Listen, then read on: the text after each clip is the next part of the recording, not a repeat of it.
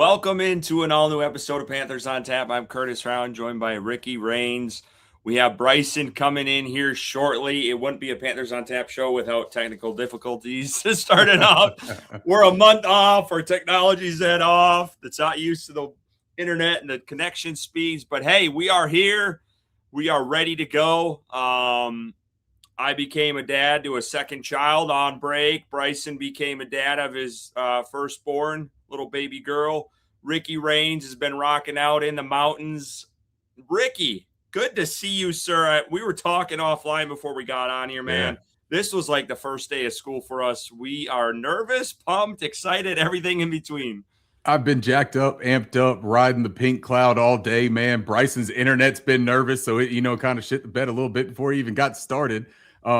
It's awesome to be here. I'm super excited. Curtis, first of all, just to sit here and talk with you and Bryson again, right? Like, I forget sometimes, man, that like we all do this because like we're just pals that like talking about ball. So like we exchange texts and do all that kind of stuff, but it's not the same as like face to face and banter, especially over a couple of beers, right? And we've been talking about hypothetical stuff.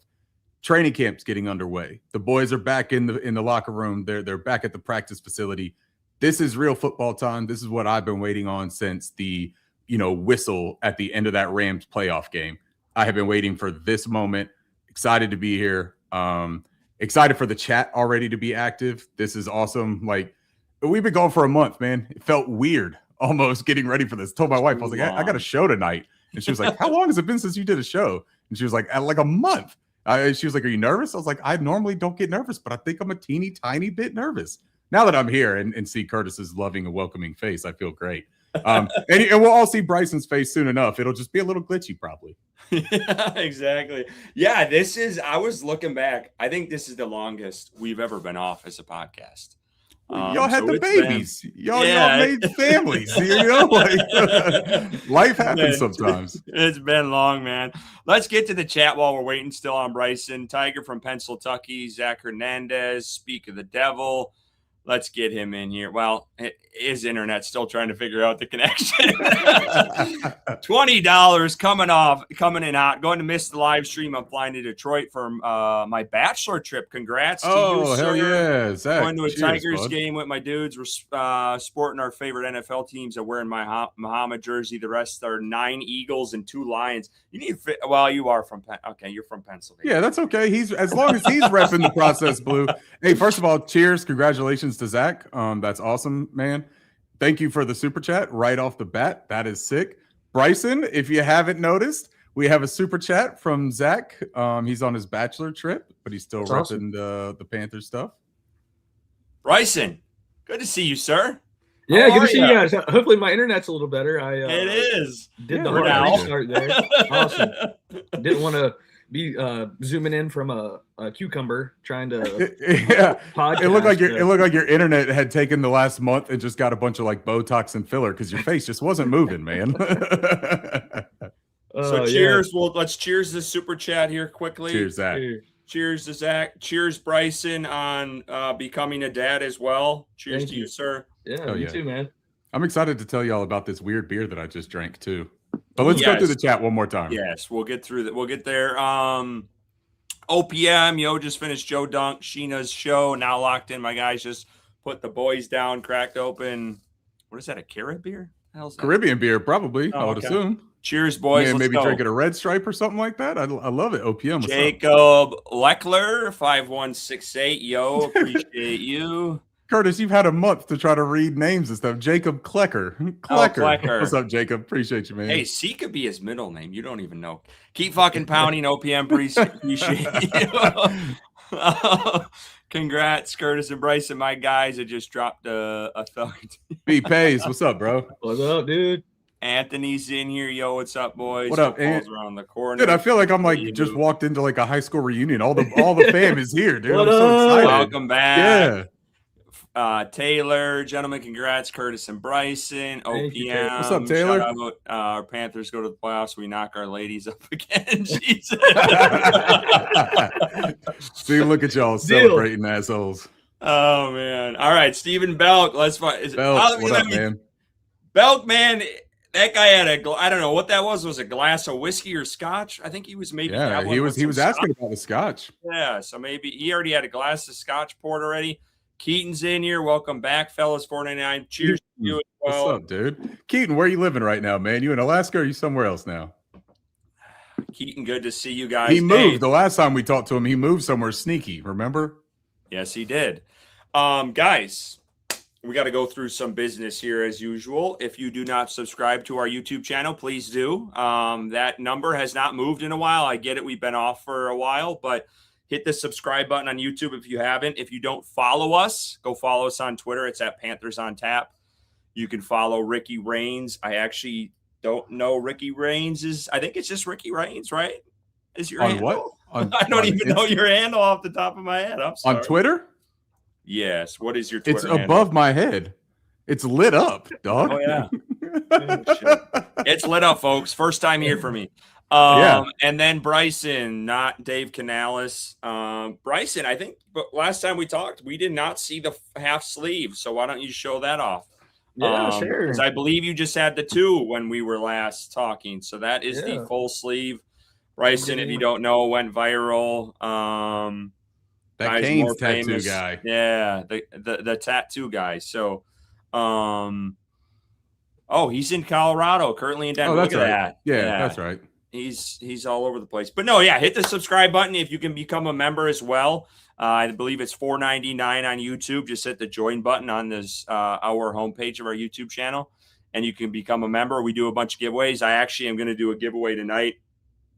I didn't even tell you guys about this, and I need to fill that all out, and that'll be fun. But I do have a training camp shirt that I got when it was back in Wofford. Never wore it. It's an extra large, still has the sticker on. They were throwing them in the stands and I caught one, never wore it. Give that away since training camp's starting and we actually can't go to training camp again this year. But hey, Fan Fest is coming up. Back when it was in Wofford and you had to drive the kind of car where you had your feet hanging out the bottom to get you there. In the 1600s, I believe it was. I'll tell you what, I really liked Wofford. Hell yeah. Don't hate that it's closer, but let's get into what we're drinking tonight. I think it's been way too long for that. So, gentlemen, special occasion. I think all 3 of us bought some specialty drinks this evening. Bryson, let's start with you. Yeah, so I'm currently drinking a beer from Highwire and Noda. It is a combination. It's one they created. The proceeds go to Western North Carolina. Yeah. It's Odyssey Hazy IPA. Have you had this one, Ricky? I have, yes, sir. I figured you have. Yeah, it's pretty tasty. Really good. It's not bad. Yeah. It's really good. And then the next one I have is from Y Hill here in Raleigh. It's called When There Are 9. So I saw the 9 and I was like, hey, trying to tie it into the Panthers football coming back. So this is a pale wheat ale with blood orange. I've never had it, so I'm excited to try it. But Y Hill is one of my favorite breweries here in Raleigh. They have the best view of the city skyline in downtown Raleigh. So if you're ever here and visiting, I would recommend checking them out. I'll let Ricky end it since he had some interesting one he said. So this is Fiddlin' Fish here in Winston-Salem. It's cool as the Appalachians. It's a light lager. And then I think one of you guys, I swear, have had this on this show. This is Trophy Husband from Trophy Brewing. I think Bryson had this one. Yeah, that's in Raleigh. Yep. I've had the Trophy Wife on here too, I think. And then the Bill's Light Lager. I don't know if you guys have ever had this. This is out of Bill's Brewing Company. I believe it's in North Carolina. Yeah, it's definitely in North Carolina. I just don't know where the hell it's from. And then I also have a bunch of other ones if we get to that. So, and we might get to that. So we'll hit that. But Ricky, you got something interesting. I'm curious to see what the hell this thing is. I have something so weird. So boys, like when we win games, right? We got the W video and we were drinking champagne.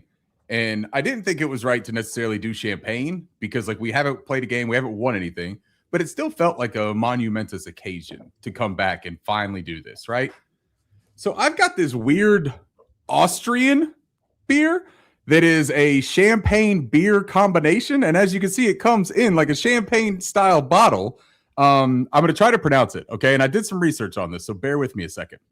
It's the Stiegelgut Wildschut brewery, and it is the only expert beer camp brewery, if you will, left in Austria. It originated as far back as the year 930. It Jeez. is a castle where they have all these events and stuff. This one is the Bio Perlage. So I'll read the description to you real quick. It says, at the beginning, the Brute de Beer is cloaked in a silky golden dress crowned with white foam. A fruity, spicy Riesling bouquet delights the nose, while the tongue is surprised by the intertwining delicate sweetness and extremely charming acidity. I mean, this thing, I'm telling you, man, it is a funky little guy. It tastes kind of like a Belgian ale, if you will. A little bit more Venus, a little bit more wine taste to it, but very effervescent, really fun. And it's 8%, and it's like a pint and a half or something like that. 1 pint, 9 ounces. So I figure, I just take that to the face and probably do a trick, right? I love that. And I'm drinking it out of my fancy beer wine glass. Yeah. OPM asks, are we going to FanFest? Gentlemen, are you guys going? I will not, unfortunately. I will be at Edisto Beach with a family vacation. I am not 100% sure on that. That's to be determined for me. Yeah, I'm not actually going this year, so I think it's my first time not going What? since I've moved here, honestly. I just work that day. I can't get off in time. So it's just, and I have been on leave for 5 weeks, so I'm like, it is what it is at this point. I was sitting here thinking, the internet meme of Ant-Man where they change it and say Can't-Man, wife said no. That's what I was thinking. Bloody's in here. The Panthers are going to need that tattoo magic, especially with us starting 3 new O-line guys week 1. Yeah, we'll get into that tonight, Bloody. Appreciate you. I know Bryson, I believe, if he hasn't, I don't know if you really have a choice with these Panther fans, man. No choice. They're going to bully you into that one. No choice. Stephen Belk, $5. Can't wait for the W song week 1. Appreciate Mr. you, Belk. Me too, Stephen. Me too. Because it's coming week 1. Travis Phipps, engine, number 9, keep pounding. Appreciate you. Gentlemen, let's get into it. So training camp, rookies reported yesterday, veterans reported today. I believe practice starts, is it tomorrow? Yeah. Officially the first one. Not pads yet, so not too exciting, but there has been a lot that has transpired within the last 48 hours. And that's been the injury bug. I feel like every offseason, there's always like 1 or 2 injuries that come out of left field that we weren't expecting, weren't planning for with Carolina. I don't know if that happens at every other team too, but it just feels like anytime we come into training camp, there's, last year was Josie Jewell. And then this year, the situation with Taylor Moton. So the non-football injury list, Taylor Moton, diagnosed with blood clots in his lungs. We'll talk to Bryson about that because he actually went through the same thing and is still going through that. So we'll talk. I feel like we have the perfect guy to kind of break down a little bit with a background of some of that and taking blood thinners and everything like that. So we'll jump into that. Bobby Brown, the hamstring, riddled with injuries yet again in an off season. Don't think he's been in Carolina where he's not been injury free going into training camp. And then JC Horn, sounds minor, had a cut toe, had some stitches there. It sounds like a couple days. So not really a concern there at all, but just wanted to put it out there. Let's start with the big one with Taylor Moton because that's the most serious. It's hard to put a timeline on this. I will just speak briefly, and then Bryson, I'll let you roll with this. It sucks. I mean, anytime you have a guy who's just been a consistent on the right side of the offense line since he's been in Carolina, had, the longest streak of active games in a row. It hurts. It's not great, especially when you lose your left tackle, you're going to a new center. Thank goodness Carolina drafted Monroe Freeling. That pick is looking a lot better now with everything that's transpired with the injury. And obviously they didn't know this was going to happen. It sounded like in late June is when this came about. But yeah, I mean, it hurts. It's, Taylor Moton's been a staple for this team for a decade. So wish him a speedy recovery. I know he'll be in the room with Freeling, giving him all the tips he can, because it was announced today, and we'll talk about it. He is going to be slotted in that right side. But yeah, I hate it for Moten. Let's just start there with Moten, and we can kind of work our way down. But Bryson, reaction to the news when it came out, and then kind of give us a little timeline, if you don't mind. I don't want to dig your personal life, but I'm sure you're cool with it. Just kind of walk for us a HIPAA violation in show one of the 2026 season. that recovery process, because I think you have a better insight than most on what's going on here. Yeah, so it was probably roughly 10-11 months ago. I went to the hospital. I think we talked about it on the show when it happened too. I had some like chest pain. Thought it was my appendix, but ended up being a blood clot in my lung. And essentially what happens is when you get a blood clot in your lung, you have to start blood thinners to pass that blood clot. And if it doesn't pass, then you have to have a type of surgery to remove it. And in the process of that blood clot passing, it kills part of your lung wherever it is. And mine was a smaller one, but it was still the most painful thing that I've ever been through in my life. And I felt the repercussions of that blood clot where it had killed that part of that lung, because it scars it as well. After it starts healing, it scars. So anytime I was working out, really just recently, I've like kind of gotten past of like feeling exactly where it was when I started breathing heavy when working out. So I would say like 8-9 months of being on blood thinners, passing the clot, and then your lung regenerating and healing itself from where the clot was. The process of passing it is extremely painful, and the process of being able to breathe deeply again without the pain where it was is a long process. And like I said, mine was small, so I don't know the size of his blood clot that was in his lung, but the size is definitely dependent on it as well. If it was a larger one, that process could be a lot longer than what mine was. And to tie it kind of to the Carolina Hurricanes as well, their goalie, Freddie Anderson, like 2 years ago, had this issue too. He had a blood clot. I believe it was in his lung. It might have been in his leg. And he missed almost the entire season of a hockey season for a blood clotting issue. So it is definitely a long-term. I would be surprised if we see Taylor Moten this season, quite honestly, because of it's kind of like a 3 to 4 week process, I would say, roughly, to pass it, if it is a smaller one. But that recovery of being able to breathe deeply and not be in pain is much longer than what you would think. So I would say it's probably a 6 to 8 month like chance at like a full recovery. So maybe like towards the end of the playoffs, potentially, if he's feeling good, or not into the playoffs, but into the regular season, into the playoffs, if he's feeling up to it. But you get out there and you start breathing heavy, and then as soon as that happens, you feel the pain where it was in your lungs, where that blood clot like kind of situated itself, because again, it scars it, and when you're breathing, it like just ignites that scar. So that's just like a little bit behind the scenes. I'm still on blood thinners. I'll be on blood thinners for the rest of my life because they don't know why I got it. So I hope it's different for Taylor. I hope that they are able to determine the reason why he got it, so he doesn't have to be on blood thinners forever. But it's really just blood tests, seeing if you have a blood clotting disorder, any like long travel that he's had recently, which he might have. Being it was the off season, he probably did do some vacationing, and if he was on a flight or sitting in the car for a long time, that can kind of generate blood clots in your legs, and then it flows up into your lungs. So really just hoping that he does make that full recovery and they can determine where it came from and he can get past it. But it is a long road to recovery, boys. Yeah, it's a scary thing from a personal standpoint first, right? I know when I saw the news, obviously we're Panthers fans, so like our brain tries to go immediately to the on-field ramifications of a situation as serious as that, especially for a stalwart of a player such as Taylor Moten, who has been, for a franchise that has not had consistency over the past decade, he might be the only model of consistency on that roster outside of maybe JJ Jansen, right?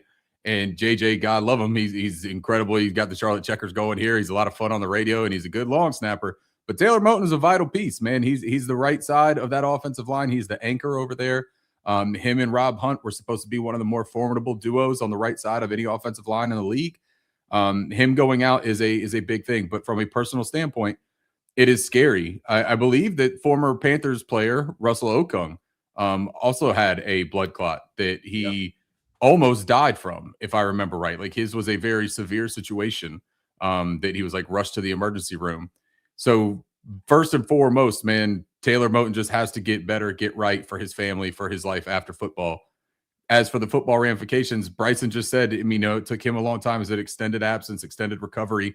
That doesn't even put into play being on blood thinners. You talk about like if you drink or something like that, right? Or do any kind of activity that may thin your blood out as well. The bleeding can hemorrhage and can do a little bit more damage than a typical small wound or anything like that. Well, how about an internal bleeding? How about a concussion, right? And this is a large human being who's going up and battling physically against other large human beings on a daily basis. That is a scary thought. There's a lot that's going to go into that thought process. The team, though, just for giving what we have been given, right? The team seems to feel comfortable. Dan Morgan says they do expect him to come back at some point this season. Could that be a little bit of gamesmanship, right? Just kind of keeping it close to the vest about how serious it is. They said that they caught it early, that he's responding well to the blood thinners and the regimen that they have him on, which is great news. But it's a wait and see process with this whole thing. And the idea that you're now going to have this rookie on the right side where maybe he's more comfortable on the left, but the good thing, and we'll talk a little bit more about Monroe, and Curtis, I'm going to let you give your reaction to the Taylor thing before we get into Monroe. The good thing is that he's not a established player in the NFL on either side. They're going to be able to give him a extended, focused look on that right side and teach him the muscle memory and the steps and the slides and the depth that he's supposed to go to, how to move his body off of that side. He's going to have time to work with Robert Hunt and build that familiarity, that continuity with him. I just hope that Taylor's okay. It's a huge loss for us on the field, but I worry most for him as a person. So I just hope that everything goes well for him. Yeah, and I was just doing some research while y'all were talking. So Trey Smith had blood clots in his lungs in college when he was at Tennessee, and he ended up he was diagnosed with it in spring of 2018. So he missed spring football practice. He was cleared to play in fall. He started the first 7 games of the season before they came back, the clots did, and he missed the final 5 games. So there's a little perspective on that. And then Chris Olave actually also had the blood clots in the lung, and he missed the last game of this past season, the 2025 finale. I don't know if he's been fully cleared yet. It looks like in this June 11th of this last month, it said he's still not fully cleared yet. So I don't. Yeah. We'll find that out here soon once they get into training camp. But again, another perspective on this. It's very dependent on the guy, the circumstances, like Bryson said, the sizes of it all. So it's really hard to put a number on it. I'm thankful. It sounded like they caught this early, though, from at least what Dan Morgan said today. So that could be a good sign that it was caught early and it wasn't just a dragged out process of this. And it could have been found out today when they're doing physicals. So I give credit to whoever figured this out, whether it was, his agent or whatever he was doing training wise, that they caught this a little bit earlier than it could have been dragged out even longer. So, prayers for him and his recovery. Do we want to move a little bit? Well, don't forget too, DJ Wanham. We just went through this. Yes. DJ Wanham had the surgeries, and one of his complications with his surgeries and his recovery process was blood clots, along with a myriad of other very, life-threatening, potentially dangerous situations. But I mean, this is a serious situation, man. So I hope that they will be as cautious as they need to be. But as fans, I hope that we give a little bit of grace with that whole situation as well, and understand that, there's going to be some bumps down the road with the rookie, but this is why you draft Monroe Freeling with pick 19. I want to get to this super chat here quick, and then we'll get back to the conversation about Bobby Brown. Bell, Curtis, we're one injury away from Shirless, Bam Martin, Scott fucking starting linebacker. Legendary spaz out. I'll never forget that. Appreciate you, Bell. Cheers, Steven. Cheers, Bill. All right, let's get back to Bobby Brown. And I know, Ricky, you just went, but I want to start with you because we were all big fans, obviously, of the signing, but this was one of your favorite My favorites. signings of this past year. Hearing this again, he's injured again. He's going to be dealing with this hamstring. We really don't know a timetable on it. How disappointed are you when you found this out today? Yeah, I'm super bummed out. I'm bummed for Bobby, but I am bummed from like a football fan perspective that, this was a guy that when we signed him, A'Shawn Robinson was still on the roster. And you knew that A'Shawn and Derek Brown were your two kind of like hog mollies on that defensive line. They were the guys that you were going to depend on. With A'Shawn gone this season, saved about $10 million on the cap or something like that to release him. I thought that Bobby Brown was a integral player for this defensive line. With Derek Brown, I would prefer him not to play nose tackle. I think that he is better as a 3-tech. I like him being able to, go up against guards and things of that nature and work on that 3-4 gap area. I liked Bobby Brown's versatility. I liked his stoutness at the point of attack, being able to line up directly over that center at a zero or a shade technique. And I like his ability to move up and down the line, which also I thought afforded a little bit of insulation for the draft pick that we took in the second round in Lee Hunter, who I know that they have high expectations for, but asking a rookie to come in and immediately provide the same level of play as a 10-year vet in A'Shawn Robinson or a 6-year vet in Bobby Brown, you're asking a lot, man. Like, not just from a physical development standpoint, because Lee Hunter, one of the things that I was concerned about with him was his lower half and how does he hold up at the point if they put him at nose tackle. Well, now he's got to expedite that process a little bit. I know that he got glaring reviews from the guys. Robert Hunt spoke super highly of Lee Hunter. A lot of guys really spoke highly of Lee Hunter, and they have high expectations. But Bobby Brown, I really was hoping was going to take a next step with this Carolina defense. I thought that he had the ability to create a little bit of pass rush. Without him, I do think that it stresses the depth. Cam Jackson is going to get a big opportunity. Second-year guy out of Florida.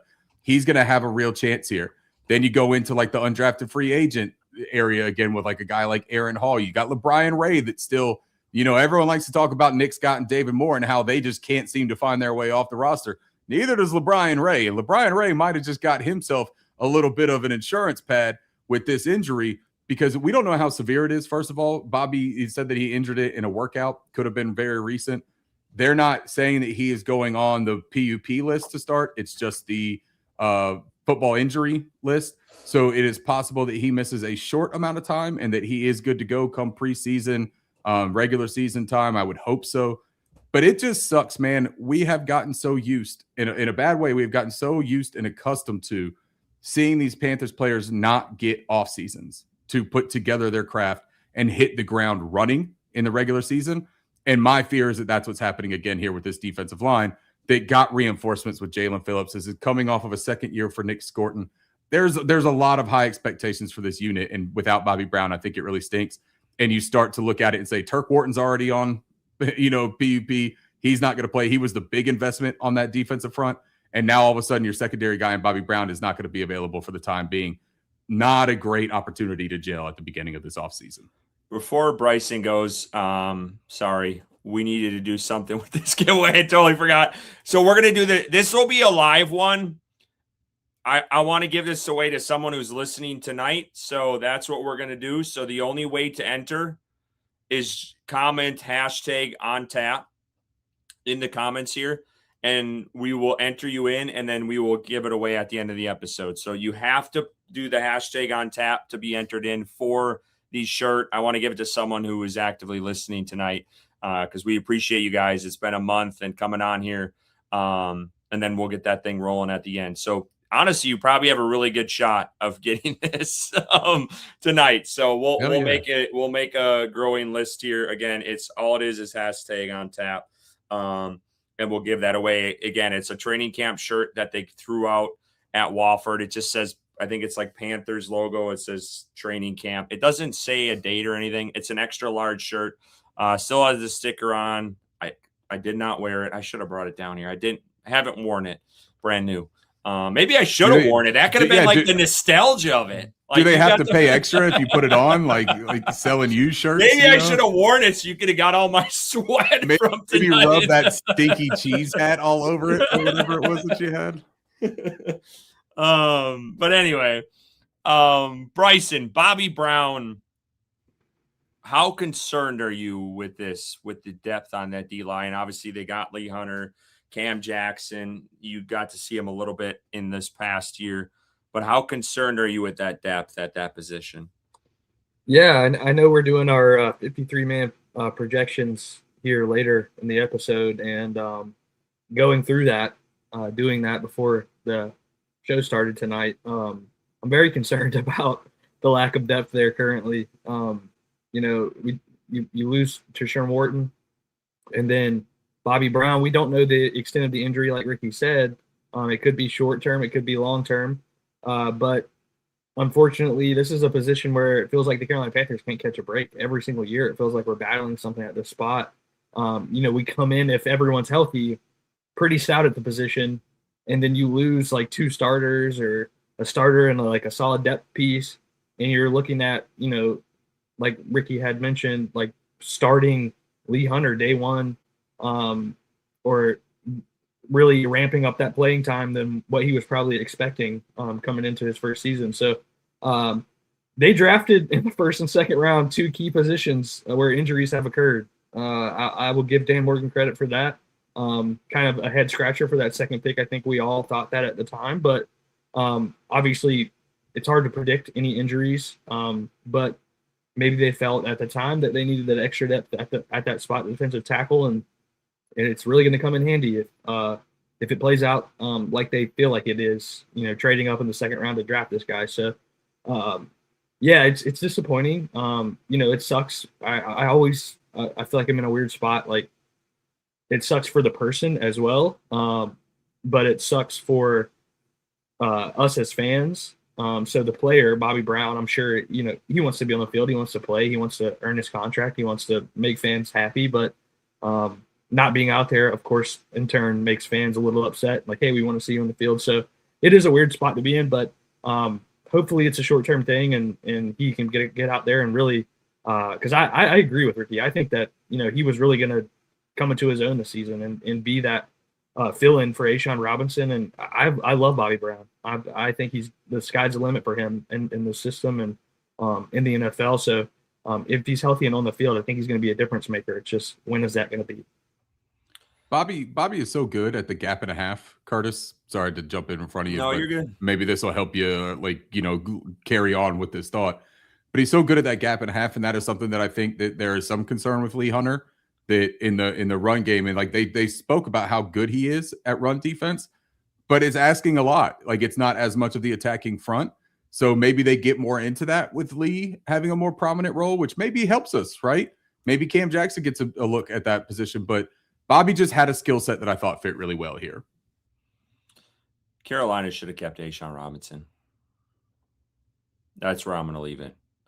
I think they made a mistake by getting rid of him. I know they got Lee Hunter, and it sounds like he's going to have some promise, but I don't think A'Shawn gets enough credit for what he's done these past couple seasons, and now he's on the division foe in Tampa Bay, which I'm sure he's going to play with some extra juice when he's going up against Carolina. But sometimes your best ability is your availability, and that has been lacking out of Bobby Brown. We've all wanted to see him. Ricky has been pounding the drum lead on this show. I've been right behind him. We want to see Bobby Brown. We didn't think he was getting enough opportunities. Well, when you're not available, it's hard. I mean, it's hard to give you opportunities when you're not out there and you're not in game shape and ready to go. So like, it sucks ass. I mean, you're asking 2 young guys to fill that void early on. And there's promise there with Lee Hunter, but this is a different ball game from college. So let's see what that jump's going to be for him. Cam Jackson had some flashes, but again, this is young guys. I hate this for that whole D-line group with Derek Brown and some of those other guys. I know they can hold their own, but it's nice when you can have that extra element of another big dude up there and Bobby Brown and just a space eater. Guys, and he was great too, even with some of his pass rush attempts too. Like he put on some pressure against teams in the pass game too. So I hate it for him. I hope this isn't prolonged and we're talking, way into the first quarter of the season. Hopefully this gets sorted out. But we'll kind of go through that a little bit here. Guys, do we really need to talk about JC Horn? Like, No. I don't think there's a really big concern here with he this came out injury. and said take a breath. Yeah. It's gonna be okay. The one thing I said, which I think could be nice with these, first couple practices, this is going to give more reps for Will Lee and Corey Thornton. I think that's kind of beneficial for them. Sure. I know someone had a comment for us, and let's have a little. Why not? We're getting fantasy football range. I usually don't answer these, but it's Keaton. So off-topic question in Keeper League where you can keep a player from the previous year, but they move up one round in their draft. I have T-Mac in the 4th, so I'd be a 3rd, and Chuba in the 8th. It would be a 7th. I'll go first real quick. T-Mac without a doubt. I don't think any questions asked on that. You guys? Same. T-Mac, yeah. I think Okay. Chuba's going to run into some problems here this season. Real quick. Okay, awesome. And I'm gonna run through a couple of these other comments, Yes. Curtis, if I can, because we had some other people jump in, people that are here on the regular. So I want to make sure we shout them out because it's been a minute, and I'm just happy to see all the faces that are back in here. Katie, 2 new babies since the last pod episode. Congrats to y'all. Absolutely, congrats to the fellas. That is awesome. Thank you, Katie. We got a bunch of the on tap entries in here. We will start to accumulate that list. Yes, Mike is one of the guys. Yeah, Mike is one of the guys that has the on tap in there. He's entered. He says, sending love from the Vegas. It's 104 right now. Jeez. Man, stay hydrated, bro. Stay hydrated. That sounds miserable. And then we got our guy, Jay. Jay got the juice. That's my man right there. Glad to see Jay in here. Always love talking ball with Jay. Katie says Derek Brown better be living in some bubble wrap. Hey, real quick, since we're bringing up Derek Brown's name, can you love a guy any more than I think I love Derek Brown right now? After I heard his comment about him fighting veteran days off because he just wants to be out there with his guys, man, Derek Brown is a vocal leader. He is a lead by example guy, and he also is one of the best damn interior defensive linemen in the NFL. And he's happy to be here in Carolina. I think that he's going to have a big effect again this year. Yeah, and you see especially the for Lee shirts. Hunter. You see the shirts he made. Yeah, I think he had like shirts made for their little. Yeah, that was Lee Hunter. Lee Hunter was wearing it coming into camp. I think he was the highest rated defensive tackle in Madden. In Madden, I saw that. Yeah. Mike asked, any chance that Scorton could bump inside? I think that when you talk about something like that, Mike, just me personally, from what I've seen with what they do with their interchangeability with their alignments, you might see Scorton kick inside. You remember Pat Jones II is back as well. Pat Jones will kick inside a little bit. He can reduce down, but that's going to be more on those speed packages, like a NASCAR look, where maybe you're not looking to have any true defensive linemen. You're looking for edges to fill those interior alignments. So I don't think you're going to see Scorton do that. I think that Scorton is primed for a big year coming off of the edge.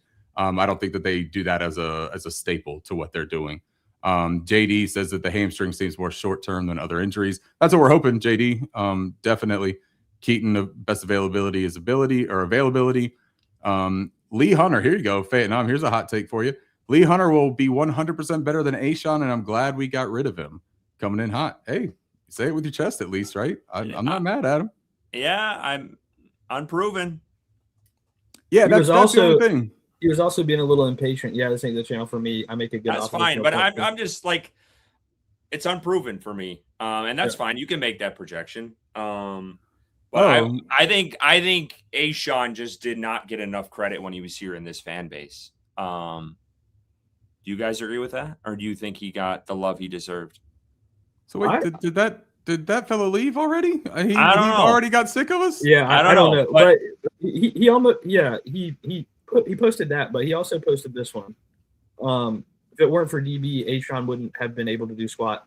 I wholeheartedly disagree with this because when Derek Brown was out and A'Shawn Robinson was arguably the best player on that defense that year. So that's just completely wrong. I don't know if he didn't watch that season, but I disagree. Yeah, I don't know if he was the best. Was J.C. Horn injured that year? Because maybe he was. But I agree with you. A'Shawn, that year when Derek Brown was, Robinson was the bright spot of that defense.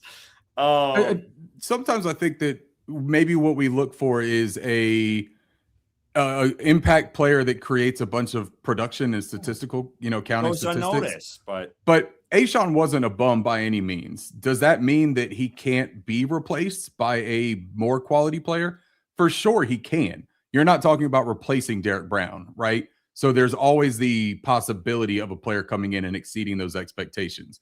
But if that's the floor for a guy like Lee Hunter, is that he has to come in and immediately play up to A'Shawn's level in his rookie season, I just think you're asking a lot for him. That doesn't mean he can't do it, but it's a lofty expectation that it would be a lot more beneficial to be able to have a rotational package where Lee Hunter saw looks and got to play.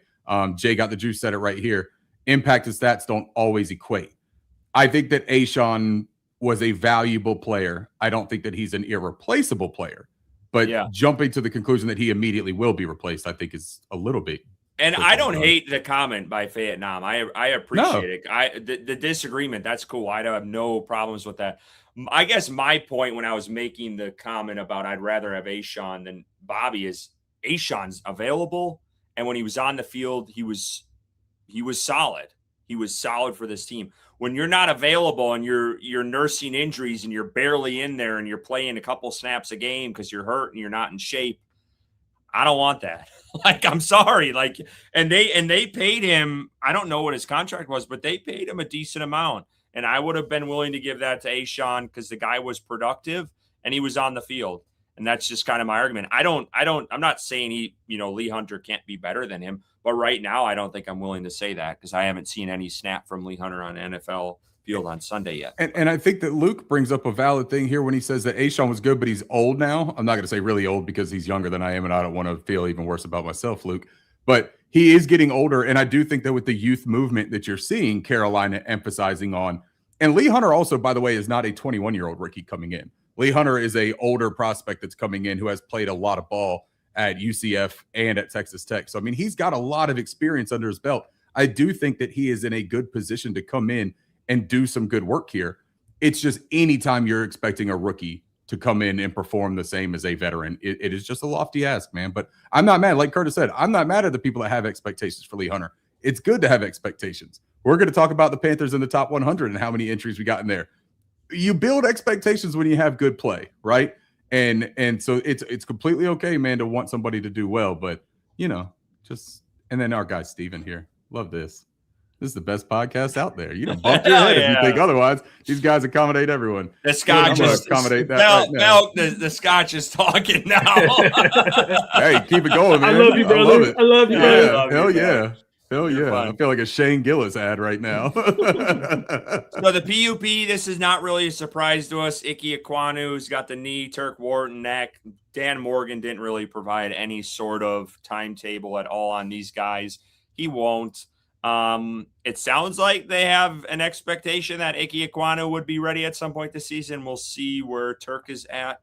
I don't think we really need to touch on this much. I don't want to beat a dead horse on this. We've talked about this enough. So let's get to this because I think Keaton, someone in the chat, I can't remember. No, it was B Pace. B Pace was wondering who's going to fill that right tackle spot. Morgan announced it today. It sounds like Dave Canales will provide a little bit more light on this, but I believe this was almost an exact quote that Monroe is going to be at right tackle. And then they're going to keep Rasheed Walker at left tackle. I do think that's wise. And I think Ricky nailed it before when he touched on it briefly that Monroe has not played snaps in the NFL yet. And I think you still can mold him to be your future at left tackle if you want to be. And I know people will argue, well, why don't you just start him there then? And why make the transition? I think it's a little bit less heat on him to start at right. And there's been guys that have made that jump from right to left. And there's guys that have made the jump to left to right. I do think this is going to be beneficial for him because I don't know. I mean, we would assume that Monroe was going to be the left tackle maybe to start week one. That was kind of the vision maybe for this team. But I don't hate that this guy's going to get guaranteed starter reps right out of the gate. Obviously, I'd like to see Taylor Moton out there and have a different situation, but I don't think this is an awful thing. I think this will give him experience. And he's also not put under the gun on that left side either. Guys, thoughts on this? And already Dan, this staff already committing, hey, this is where things are going to lie. Let's put Walker left. Let's put Freeling right. Bryson, let's go with you since Ricky kind of touched on, then we can go back to Ricky at the end here. Yeah, I was just going to say this is, the smartest thing they could have done with the situation. You have Rasheed Walker, who has experience at left tackle already in the NFL at an adequate level, I would say at the very least. And then Ricky and Curtis, you both mentioned with Monroe Freeling coming in as a rookie, hasn't had that trial by fire or any kind of molding on the NFL level yet. So putting him at right tackle, I do think it is a little bit of an easier transition when coming from college to the pros to fill into that spot. I think with obviously in an ideal world, you have Rasheed and Monroe battling for that left tackle spot, and Taylor Moton's healthy, but unfortunately, we touched on it earlier. That's not the case. So I think go ahead and make that decision. Rasheed, you're going to be at left. Monroe, we're going to work on you at right. That's what we're going to roll with, and just get on it as early as you can in the offseason. So I like the decision. I think it's the smartest thing they could have done, just going ahead and settling it this early on and getting those reps in through training camp and preseason. This is the topic that I was excited to get into because this feels like the real football, right? Like this feels like the real news that we're starting to talk about. How is this going to look on Sundays, right? We have seen recently multiple players that have come out as left tackles in college. I'm going to say Joe Alt and Penei Sewell as the two big name players, right? Joe Alt was drafted 5th overall in 2024 out of Notre Dame, had played 3 years at left tackle for Notre Dame. He goes to the Chargers, who had Rashawn Slater, the former Northwestern tackle, and he was manning the left side. He played right tackle exclusively his rookie season because Rashawn was healthy and playing. When Rashawn got hurt his sophomore season, Joe Alt also dealt with injuries, but exclusively started at the left side, played well. And now they're moving him back to the right side. And that's not going to be a problem for him because he has the requisite athleticism. He's what you would call a dancing bear, right? Very tall, big frame, 6'8", 6'7". Monroe Freeling is very similar in athleticism. What Monroe brings is a exquisite athletic profile to the position, whether it's on the blind side or the right side. He did some spot starts and some spot playing, not starts, but spot reps in Georgia at right tackle in heavy packages, started his only starts on the left side. I think that he is geared to be the future left tackle of this team. But as Ant brings up here in the chat, Jordan Gross is also a Panthers player that came out, was left tackle at Utah, came out and played right tackle for the Panthers in his rookie season, switched over to the left side, and he was tremendous, right? We all know that Jordan Gross was the greatest offensive lineman that has played for the Panthers. At least on a tackle perspective, you could argue maybe Ryan Khalil or somebody was just as impactful. But from a tackle perspective, he's the greatest that's ever played for the Panthers. It is not a death sentence, in my opinion, to bring in a guy like Monroe who has a limited amount of experience in game reps and let him man that right side. What I do think it does, boys, is when we look at Rasheed Walker over there on the left side now, as opposed to Ika Mekwonu, right? And then you bring in a Monroe Freeling over on the right side.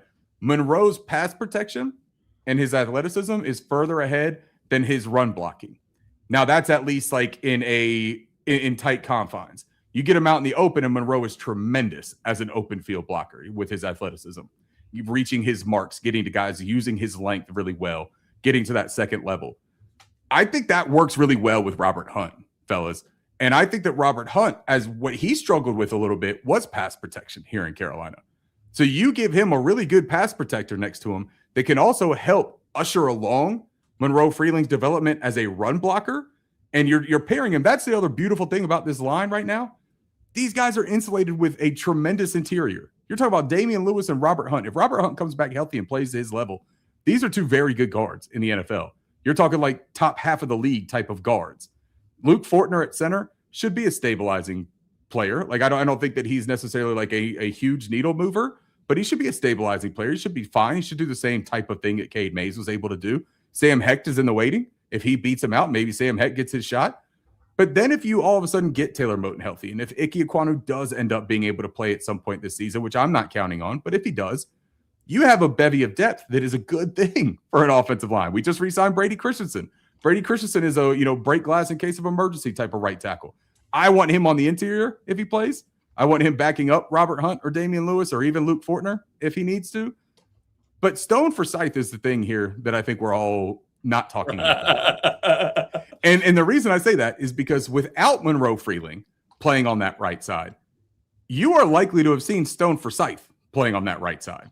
So anyone that is worried about Monroe Freeling and this stunting his development, you got to save the players that these offensive linemen are protecting first and their job to open up holes for these running backs. You talk about Jonathan Brooks coming back from his ACL, right? You need guys that can open up holes that can block for these guys. I don't want Stone Foot Forsythe out there doing that, man. No offense. I'm not trying to be rude when I say that, right? But the other option is undrafted free agent Isaiah Glass. You shouldn't throw Stone Forsythe if you live in an undrafted free agent Glass house. You know what I'm saying? Like, we don't need any of that mess. We drafted Monroe Freeling with the 19th overall pick. He's got a tremendous athletic profile. He can play the right side. I trust Joe Gilbert. I trust Rob Hunt. I trust Damian Lewis. I trust Taylor Moton. Rob Hunt was talking about it. Hey, Taylor's over there. He's on the bike in the middle of these summer things where the rookies are out there, getting busy. And he's on the bike and he's yelling at him, hey, you're not low enough. You're not high enough. You got to do this. He's still going to be out there coaching these boys up, man. He still loves ball. He still loves this team. This is a good situation for the rookie. I truly believe that. And with experience, I think it's also going to help him if he does end up taking over that left side. And if he doesn't, I saw the chat talk about, hey, what if Rasheed Walker becomes a long-term player here? Wonderful. Like, tremendous. That would be great. But it changes the personality of the line because it is not as much of a grading, mauling offensive line anymore. It is a more finesse, pass protection, quick move, zone blocking, a lot more than gap. So it's going to be really interesting to see how that plays out.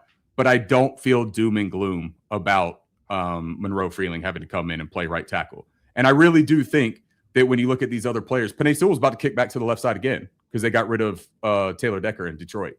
So he's doing the whole Michael Scott from The Office, snip, snip, snip, snap, snip, snap, right? Back and forth. You can do that, man.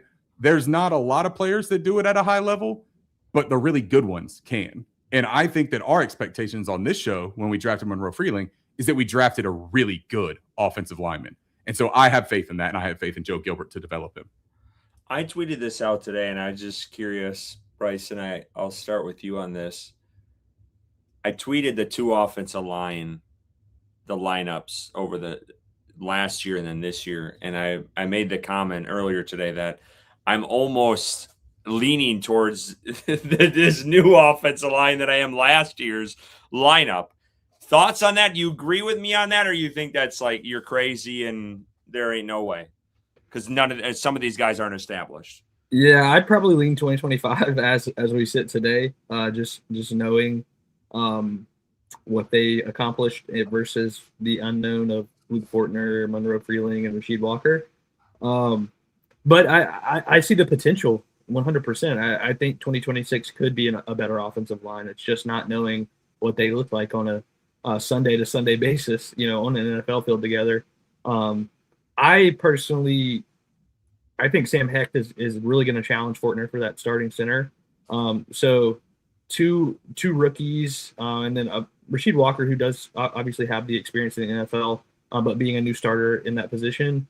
I agree with Ricky. I think those guards being established and being high-level players that they are is going to be really important for that offensive line. So we need them to stay healthy and on the field and available for this offensive line to play to the ability that we all think that they can in a very important season for their quarterback. So yeah, I would probably lean 2025 right now, but I think 2026 does have the possibility to be a better unit overall. It might be more laden on potential and projection, right? Yeah. 2026. But you know what, Curtis, also, when you had that 2025 offensive line listed out, you got Rob Hunt on there, but Rob didn't play all that much in 2025. So, like, if we look at that and you remove that, it was and a you throw revolving door. Yeah, right. So if you look at that and you throw in like a Jake Curahan or Jatir Carter or any of the other depth players that saw action there, I think that you would feel more comfortable that if our interior can stay healthy, I think that gives you enough. Rasheed Walker, man, he was a formidable tackle in Green Bay. So Brandon Thorne does like the offensive line rankings, and you got to be careful, man. He gave us the 25th. He gave us the 25th unit coming into this 2026 season. Green Bay had the 29th ranked unit. And that's the unit that Rasheed Walker just came from and was let go and not brought back on a competitive deal that beat out what we just paid him to come here and start in a new system. They got rid of their familiarity at a low cost. So we have to kind of like keep that in mind. But also, I just think that our coaching here, it works, and our interior, it helps, man. Like, we haven't had that luxury in a while to have guys that you feel good about pairing with these new players. Mm-hmm. So yes, I think that the 2026 could be as good, if not better, but it's really going to depend on the rookie and Rasheed Walker and what they do and the health of that interior offensive line. Man, Mr. Belk, you just keep pumping us up here. I rely on Curtis for a good F-bomb, Bryson a good analysis, and Ricky for a great metaphor. Example, duct tape and fucking Cheetos. What a podcast. One of the best ones. One of the best ones he's ever dropped. $5. Appreciate you as always. Thank you, Belk. Cheers, buddy. Guys, don't forget, we're giving away a training camp t-shirt because it's training camp time and we all can't be there to watch it. All you have to do is comment hashtag on tap. That's how you enter. It's very simple. Right now we have, if I can count, we have 11 entries so far. So pretty damn good odds. Again, hashtag on tap will enter you in, and we will pick that at the end of the episode. Katie's personal favorite is the donut. Oh, I didn't know it was up there. There we go. Same, Katie, but that one is so I think that one is just vulgar enough that I shy away from saying it too much because I don't want to scare the baby ears that might be listening. These two guys got babies all over their houses. So Ricky touched on it. Brady Christensen back in the building. Very happy to see this. Broke some news, I guess. Mr. Insider over here. Yeah. With Brady. I'm glad he's back, man. Happy. I know he's coming off of the Achilles tear.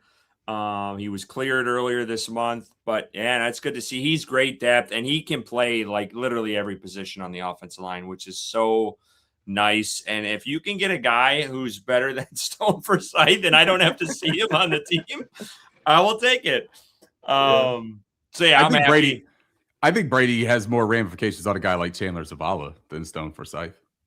Did I say untapped? Did I say hashtag untapped? No. I don't know if this is a shot, like a joke at us, Scott Thomas, and you said untapped because you don't like it or something.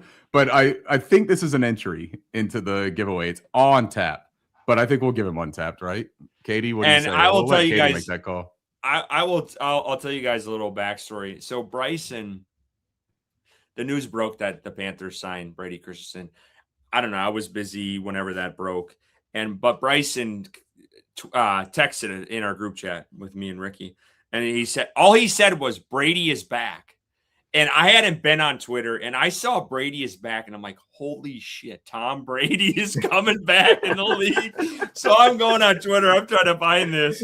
And then it was Brady Christensen, and I was just like, holy, like it was crazy. I got to clarify next time. Sorry. Yeah. I guess you throw a name around like Brady. You got to use the whole name, the full government name. It was great. All right, let's talk about this, and then we'll get into the top 100 quickly, and then we'll go to our roster projections here. So Cameron Wool put this out. I think someone in the chat had touched on this earlier.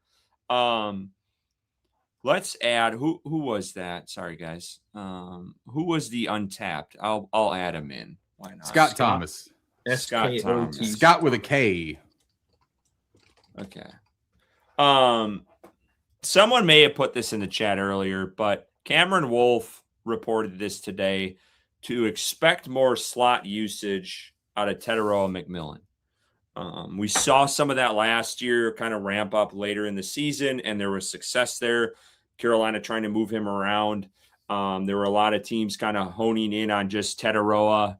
And I think Carolina tried to move him as a chess piece later on once Jalen Coker kind of came on. And I feel like that kind of opens some things up. So, guys, thoughts on this? Bryson, starting with you here. McMillan getting more inside looks this year. Do you like that? You think that's great for this offense? Would you rather see him outside? What are your thoughts? Yeah, I think it's great.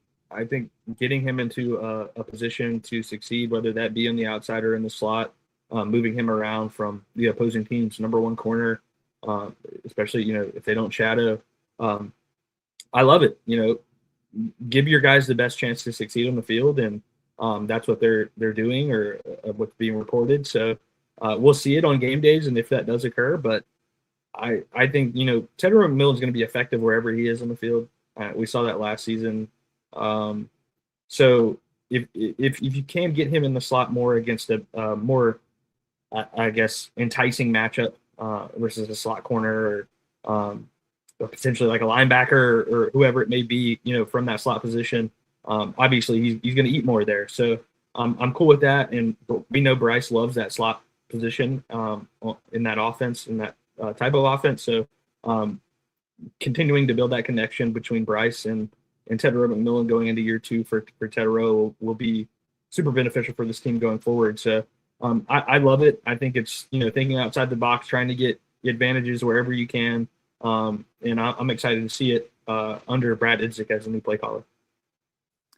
Yeah, I think that what you said was super astute when you mentioned it kind of coincided with the return and progression for Jalen Coker, the extra usage inside for T-Mac. Yep. Because the ambiguity of this wide receiver core is intentional. They want to be able to move these guys around. They're not super worried about the alignment necessarily, as they are running an offense through a specific player based on the concepts, right? So you can put Tedoroa in the slot and he can still be your most threatening point of contention from that position, from that alignment, but you don't necessarily have to funnel looks to him when he's in the slot, because it's also going to draw the attention of that third level of the defense over to him, which can open up one-on-one opportunities for a guy like Jalen Coker, even for a guy like Xavier Legette that I know the fan base is down on. But if they use Xavier Legette more in that move Z alignment and get him kind of in motion, do a little bit more of the crossers, get him on some of the deeper looks, maybe you can find some more success with Xavier. And then, of course, the rookie Chris Brazzell is the guy, and it's JLC here is in the chat, and he says that Matt Harmon said exactly this. T-Mac isn't an X, but you know who is? Number 19. So it is entirely possible that what they envision is using Chris Brazzell as that take the top off speed threat, deep threat, get up on your toes quick type of speed receiver. Because Bryson, you talked about the matchups being more favorable for T-Mac inside. It's also about getting free releases when you line up inside. So you're not seeing as much press from a team's number 1 or number 2 corner. You're on the inside where you're getting a little bit more space to maneuver and get to the top of your routes, hit your breaks and get a little bit more space where they have to guard. You have to defend that interior receiver on an entire plane, an entire route tree, right? You have a lot more ground that you have to account for what that guy can do. And he knows where he's going. The defenders do not, right? They have to be able to read and dissect what the concept is from the offense in a matter of seconds. And that can give a good route runner, a crafty route runner, enough time to really make you look foolish. And we saw T-Mac do that from the slot multiple times, right? I think it was the Dallas game where he scored the touchdown out of the slot, where he completely shook the safety out of his boots and hit him in the corner for the touchdown. There's a lot of that in the Rolodex that they can unload. I do think that what this coincides with as well is Brad Idzik taking control of the play call, having a better feel on what some of these guys were finding success in late in the year and what he wants to be able to deploy. But this is the old adage we've talked about for the last 2 seasons, or really 3 since Bryce Young's rookie season. You're capped on what you can do from a conceptual standpoint, from an attacking standpoint, as a play caller and as an offense, the install, drawing up the playbook, if you don't have the right pieces. They brought in Jimmy Horn Jr. to add a speed element, but Jimmy Horn Jr. is slight. He's not going to be the guy to take that top off on the outside, right? I think that what Brazzell offers is at least that in theory. You've still got to wait, man. I'm still on a wait and see thing with Brazzell because he's a rookie. He's a 3rd round pick, but his speed and size combination is very appealing. His ability to throttle down, his body control are all things that lead you to believe he can find success in that kind of role. I don't know that it will be on a massive snap count that he's going to do that. But when he is in there on those packages, yeah, man, I'm into it. Let's see what they could do with that. All right, guys, let's talk about the top 100 And actually, before we get to that, 230 people listening on a Wednesday evening. Our first show back in a month and about a week. Appreciate every single one of you. Cheers. I guys. know 230 of you are not subscribed to our YouTube channel, so please do that. Hit the subscribe button on YouTube. It's really simple. If you want to become a member, it's $4.99. We do a bunch of giveaways. Gave away playoff tickets last year. Last year gave away, I think, 2 sets of regular season tickets. Gave away a jersey, a framed jersey signed, a helmet. We do a ton of giveaways, so take advantage of that. Members get a one leg up. Tonight's a little bit different. Trying to get some folks in here, show some love to the folks that are listening live. But again, it's that join button, $4.99 a month. You won't regret it if you're a Panthers fan. All right, let's talk about the top 100 here quickly. I believe they're still going through it. I think they're at like 60 maybe-ish or 50. But Panthers so far, J.C. Horn the highest at 76. Tedero McMillan, 87. Derek Brown at 90. Way too low for Derek Brown, if you want my honest opinion. And Bryce Young finally cracks the top 100 at 98. Folks got to see him on Monday Night Football. Got to see him in the playoff wild card round against the Rams. A lot more spotlight on him. Delivered.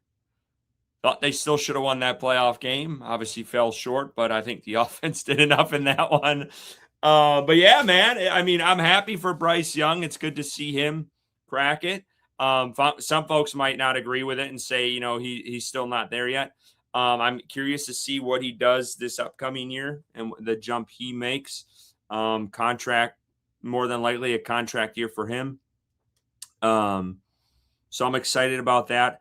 I do think, like I said, I think Derek Brown got slighted. I even think J.C. Horn could be higher than 76. I get this is the top overall 100 in the entire league, and it's voted on by the players. But when you got that Panthers logo, I feel like you just don't get enough love in this league, and maybe that'll come as the wins start to pile up. But guys, thoughts on this so far, and do you think any other players on this roster are going to be on this list? So there's only 4 right now. Do you think Carolina has a couple more in the waiting in the wings?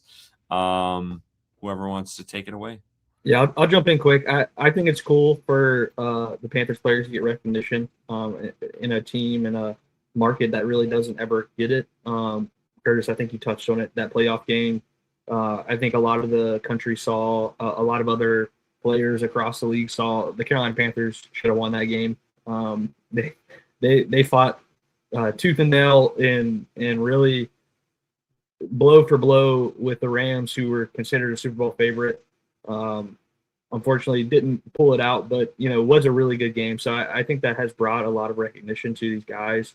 I think Bryce Young getting in is going to help his confidence moving forward. Getting that recognition. I know he's not really a guy that really cares about, I think, overall what other people think of him in general, but I think for the players to have that respect across the league from players in the NFL, it's only going to do good things for him and his confidence going forward. So I'm excited to see that. But the one that sticks out to me is Derek Brown. At 90, I think that's borderline disrespectful, because he, in my opinion, is the best defensive tackle in this league. So I think he's like a top 50 player, quite honestly. And for him to be at 90, he's in the top 100, cool. But 90 is like, I'm not sure about that. I don't know how I feel about that one, but yeah, it's cool. And as far as anyone else, maybe Robert Hunt, maybe Merrick squeezes in there somewhere, but I'm feeling like this might be it for us as the Carolina Panthers. I don't know if Ricky feels any differently, but I think these are the guys. And do we not think Devin Lloyd and Jalen Phillips are going to make it in this list?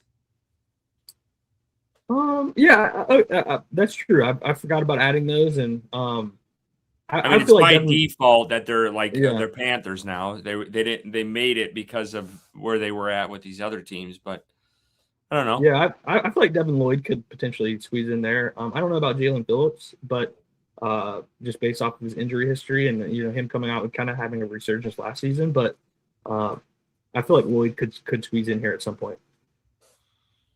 I wouldn't be surprised, and I think that Devin Lloyd earned a top 100 entry. I also think that Damian Lewis earned a top 100 entry. Belk was in the chat, and he said that Merrick and D-Lou should have made the top 100. When we're looking at JC at 76 and we're into the 60s now, you have to wonder, is a guy like Merrick going to be voted by that many players to crack like the top 55 type of players? Yeah. I don't know. Damian Lewis, very possible though, man. Damian had a outstanding season, in my opinion. He was the best player on that field almost on a weekly basis, in my opinion, him and Derek Brown and JC Horn. Don't get a lot of love in Carolina. They don't get a lot of love. But if we're just talking about merit, I would have Damian Lewis just as high, if not higher than some of those guys. I want to touch on Bryce Young just for a second, though, because I thought that was the most interesting vote. I think that the other guys kind of speak for themselves, right? But Bryce, from a statistical standpoint, is a bottom half of the starting quarterbacks in the NFL from a statistical standpoint. This isn't executives, this isn't coaches. Right. Yeah, I mean, these aren't in here, but no, like, the league clearly, like, they saw what he did in that Rams game, and they've seen some of these comeback games where it's like you marvel at it. I mean, it's incredible. Absolutely. And I think that that's one of the things that I take away from it, right? Is that the players aren't looking at the numbers. The players are looking at who they're lining up against on a weekly basis, right? And this guy, Bryce Young, got enough votes from the polling of thousands of players in the NFL to crack that top 100 on a year where a lot of our own fan base is saying we need to move off this guy. He's not good. He's too small. He doesn't have an arm. But the NFL players are telling you, hey, man, there's not 97 more guys that I would have rather face, right? Like, he made the top 100. That accolade that he's been given by his peers, to me, means a lot. And it also, what this does, though, man, and I think this is what I really wanted to touch on with the top 100 segment of the show tonight. This is the expectations right here. When you start amassing multiple players in the top 100, even if they're on the back end, whatever, right? There's 32 teams in the NFL. If each team had 3 players, right, in the top 100, there's your 100 right there. We've got 4 right there already. That's more than we had previously. I think that Bryce being at 98 is a forewarning to the league, that you give him a second-year Tedder McMillan, you give him a healthy Jalen Coker. His offensive line doesn't start a dozen players next season. And Jonathan Brooks comes back, and Jonathan Brooks is the second-round pick that you're looking for, right? And Chris Brazel, let's say he does so. Let's say Xavier Legette takes a step. I just think that it's a warning, man, that this guy can play ball, and if you give him the right pieces and you center your offense around him and you tailor it to him and you build it, if you build it, they will come, right? Bryce Young's coming for you, NFL. Like, we won the NFC South. I said something about this the other day. I was like, a lot of people saw that stat that we only led for 100 or 147 snaps. Yeah, I wanted to touch on that. Yeah. And so everyone's like, well, that just tells me that we're going to regress this season because we had a lot of lucky, fortunate things happen. Or you can look at it and say, man, we had a array of chicken shit and we really made chicken salad. We won 8 games and we won the division with some mediocre at best football for the most part. And if this team is worth their salt in the development, like these coaches have always said that they are, and they draft these players that everyone likes a lot. They really like Lee Hunter. They really like Monroe Freeland. They really like Chris Brazel. They love T-Mac last year, Jonathan Brooks, Will Lee. Yeah, I mean, there's a lot of people. And then you sign Devin Lloyd, who was arguably one of the top 5 interior linebackers in the NFL last season, and Jalen Phillips, who is legitimately one of the most disruptive edge players when he's healthy, and give him Nick Scorton on the other side, and Nick Scorton finally gets to tee off a little bit more, and Prince Umaga, Pat Jones is coming back. Look, man, Corey Thornton's back in the mix. This is a team that has a chance to take a real step this year, and I'm bullish on that. I don't think that that's a red flag of regression, that statistic. To me, what that says is what happens when you double that, and we've led for 400 snaps in a season. That means we're a 10 or 11 win team in my book, and that's kind of what I'm looking at, and that's what I'm anticipating. As far as more people entering, Devin Lloyd, I think, should crack the top 75 players in the NFL. So I would not be surprised about that, but I think that's probably where it stops. I'll tell you what, guys, this is a good beer. It's a damn good beer. It's a good one. Yeah. Yeah. Curtis, like better than a Budweiser, huh? Curtis, we can go there tomorrow. I don't know about that. All right. Let's get to the 53. Woo! We did not reveal our 53, so we're not going to have fancy graphics. I'm sorry, y'all. But we each made our own projections. I kind of hope you guys, we didn't talk about this, so maybe this is too late to even mention this, but I kind of went off of what I think they're going to end up doing. I don't know what y'all did. If y'all did what you guys would do, that's fine too. We didn't discuss it, so that's my fault. But let's just kind of go through. None of us know what we did. Let's start offensively. The obvious one in the room, the quarterback position. I feel like this is pretty easy, straightforward here. Bryce Young and Kenny Pickett. We did not have a third. Is that right? Probably Correct. Haynes King maybe on the practice squad with Will Greer. We didn't even mention that Will Greer retiring. The guy's a legend. Not really. You know what we did mention though is when we were talking about the Taylor Moton news and how like there's always that offseason thing that catches you off guard and like kind of throws a wrench and everything. Josh Neiman retired in the offseason as well, which also played a significant part in the acquisition of Stone Forsyth and Rasheed Walker. Yeah. So like that's another piece of this puzzle that you have to look at too. Dude, it's a long offseason. It's a long offseason, man. Yeah. So we're good on QB. We go 2 QBs across the board. Yeah. Sounds like Kenny Pickett and Bryce Young. All right, running back. Let's start with Ricky on this. Who did you have in your running back room? I got 3. I've got Chuba Hubbard, Jonathan Brooks, and Trevor Achane. Achane. I'm glad. I'm not going to pronounce it that way. I appreciate you doing that. Maybe I should do that. Bryson, what do you got? Do you have 3 too? I have 3 as well. They've historically kept 3, but I have Chuba Hubbard, Jonathan Brooks, and AJ Dillon. So moving on from AJ. Wow. Holy shit, bro. Wow. I love it. Yeah, shaking it up. So, guys, initially, I had 4. I had Achane, and I also had Dillon because I do think Dillon gives you a different element on some things. But then I was running out of space, and I'm like, I got to cut someone. So I went with 3. I went with what Ricky had as well.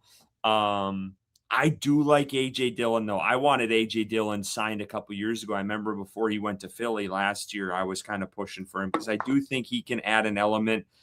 The guy's legs are massive. I think he can. Some people disagree with me on this. Some people, I shouldn't have said that. Wait, people disagree with you that his legs are massive? No, some people. Quadfather. No, some people disagree and say he's not a short yardage guy. I think he can add that element to this offense. So that's kind of why I want to keep him around. But I had to go 3 here. So 3, Bryson. So we all had 3. Bryson is saying. Yeah. What was he, a 4th round draft pick? 4th round pick last year. Yeah, HM. You are saying I love that, man. It's bold. Let's see it. All right. One of the things that I'll push back on there, Bryson, is that I think that HN carving out the kick returner and even the emergency punt returner role, I think is going to play too big of a part in that running back 3 needing to be able to play teams. Unless so I think you do the Ricky plan of XL.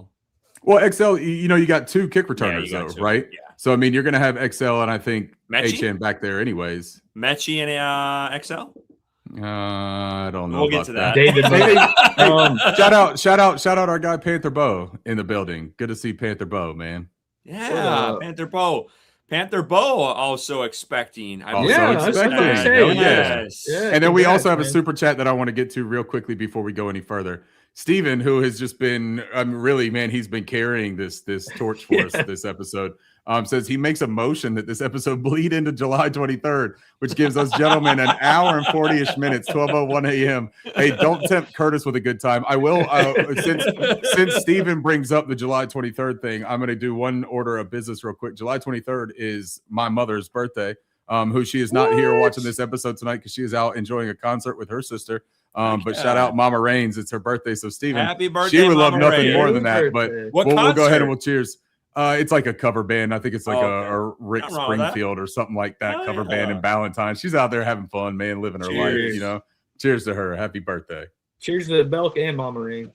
And happy belated birthday to the guy that we just got done talking about, Jonathan Brooks. There you go. Just turned, 25, 24 this year? Still young. He's still a young buck, man. Fresh legs.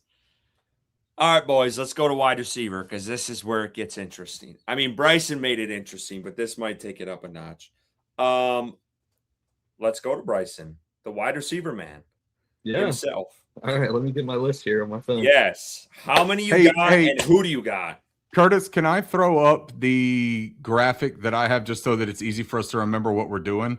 It'll have all my stuff, but it'll make it easy for us to see where we are. You can show yourself some love. You can show yourself some love. That's no, I just made it. It's the same one it's the same one that we did last year. So it's just like a diagram that will show us where we are as far as like where we're picking and how many numbers, because I think our numbers have been the same so far.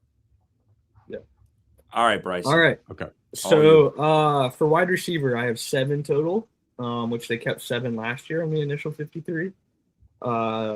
I have, of course, Tedero McMillan, Jalen Coker, Chris Brazzell, Xavier Legette, and then the last 3 I have John Mechie, David Moore, and Jimmy Horn. So I think the one I think they cut Tremaine, practice squad guy. They call him up whenever he is needed, but I got them keeping 7, keeping Jimmy Horn. He was the last one that I slotted in. Really? At So the I want to say you guys were.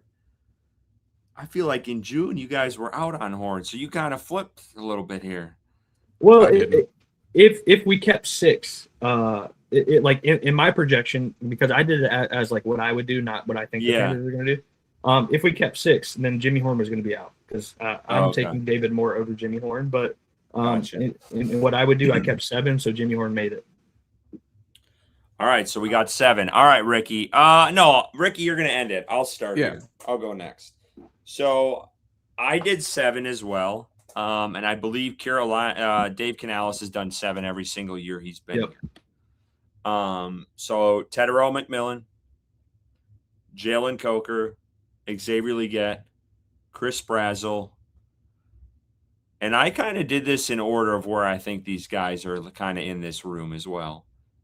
John Mechie, David Moore, and Bryson Tremaine. I was kind of on that Jimmy Horn train, but I truly do think they really like David Moore. Unfortunately, I would probably cut him if it was me. If you guys went back to our June episode, I think it's time to move on from him. And I do like Jimmy Horn and the element he adds.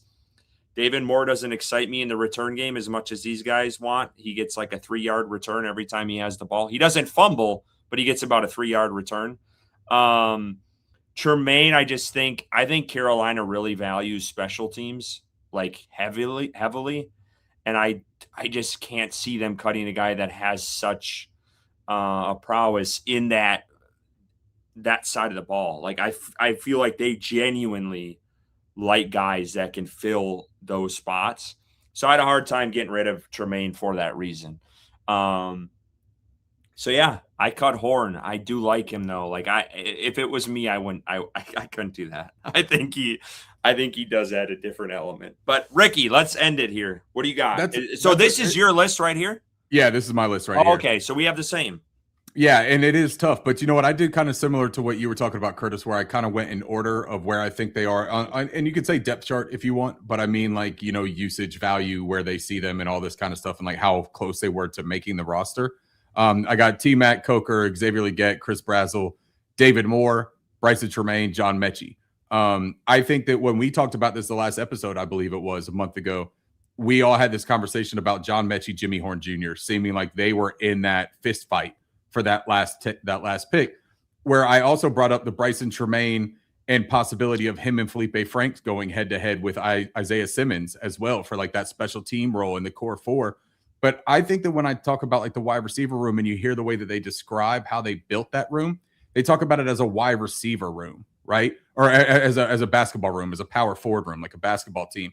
I think that Bryson Tremaine plays a part in that. I think that they like him in the jumbo packages. I think that they like him as a blocker. I think that they like his size and they love his special teams contribution. So I think that that's just part that they're going to have a hard time getting rid of. I think that Chris Brazzell actually makes it easier to cut ties with Jimmy Horn Jr. One other caveat that I'll give, though, the way that I did my predictions here, is I did account for the guys that would have to go through waivers as opposed to guys that would have vested vets that can come in and immediately get cut and can sign right away again to the practice squad. Jimmy Horn Jr. would have to go through the waivers. He would have to clear waivers. I don't know that Jimmy Horn Jr. is going to – we see it every single year with the guys that we cut, right, or the guys that we waive that go through the waiver process. It's will not be often a Cleveland Brown the minute he's cut. It's not. Well, I don't. That is going to open up a whole nother can of worms, Curtis, because I don't think that Shedeur Sanders even makes that roster in Cleveland. I'm not sure that Shedeur ends up there. I think that they could be a Dylan Gabriel, Deshaun Watson on the 53. No, I think Deshaun starts there, but I do too. But I don't. I think Shedor's there, and I do think he would pound the table for Horn. He probably would. I just don't know who's listening to that table getting pounded. Yeah, that's true. I'll say this though: the thing that Darren Gant wrote about John Mechie and Bryce Young and their rapport and their connection picking up where it left off.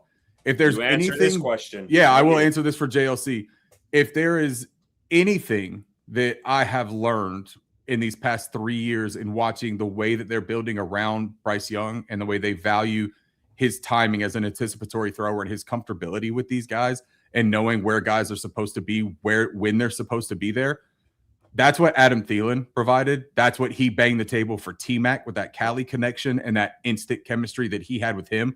That's why him and Jalen Coker have been as dynamic as they have when they've been healthy as well, because he could just rely on him. He knows the timing. They work well together. And I think that that's what John Mechie and David Moore bring to the table for Bryce Young. David Moore also offers that punt return that we talked about last episode as well, because we talked about Achane though. We talked about Trevor 3 to 5 yard return. Stop it. He can catch the ball without fumbling it. Right, he can catch the ball without fumbling it. Possession, 5 yard return. Possession. Look, we're not talking about weed here, but possession is still 5/8 of the law, right? Like you still gotta have it on you. You still got to keep that thing on you, and I think that's what David Moore gives you. And not to mention, David Moore is what he is. David Moore was productive as a receiver too, man. Like, and David Moore lined up as the X. You want to talk about T-Mac playing more in the slot? You got to have guys that can man that outside alignment then. And John Mechie isn't going to do that. Bryson Tremaine can, but he's not beating press any more than Xavier Leggett is. Our team David is Moore when offers we start you that. To move on from the old guys. Let's move. Yeah, on. We're gonna find out. But David Moore do that's my 7 right there. And I do think they keep 7. And my 7, Ricky, my numbers did you on copy my sheet here? I mean, we got the same shit going. No, but you know what? My one. numbers absolutely did change, and my people did change with the Taylor Moton and some of that stuff, because that did change who I was keeping and the number of players at certain positions that I kept too. Let's go. Wait a second. Okay. I was like, wait. Okay. Sorry. Let's go to tight end. I was reading Ricky singing. I thought I saw something before, and I was like, did you change something here? All right, Ricky, what do you got tight end wise? Tight end, I still got JT Sanders, Tommy Tremble, Mitch Evans, Felipe Franks. Wow. I thought maybe you'd cut JT. Well, man, I think that they like JT Sanders. I do really think that they like JT Sanders and that they want him to be their pure receiving threat at tight end. And I don't think that Tremble, Mitch Evans, as much as I like Mitch Evans' potential, I still see Mitch Evans as a really sound tight end 2 as opposed to a dominant 1. I don't see any dominant tight end 1 on that roster. But what I see is a collective that if you can keep all those players, we also saw injuries at the tight end position. We also saw the injuries at the tight end position play a big part. When JT Sanders was out, Tommy Tremble and Mitch Evans had to do things, but Tommy Tremble has had a history of injuries as well. I think that Felipe Franks makes it as my 4th tight end. Again, for that special teams, he was voted the 2024 Special Teams Player of the Year by the Panthers players when he was here in Carolina. I think that they brought him in for a reason. Him and Isaiah Simmons and Bryson Tremaine and even Thomas Incoom, I think, are in a absolute slugfest for that special teams role, and they're all going to be fighting it out for one of those last 4 picks on the 53.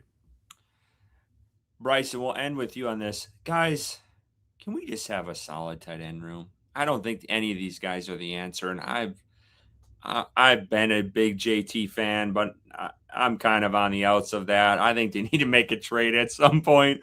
I don't think they will.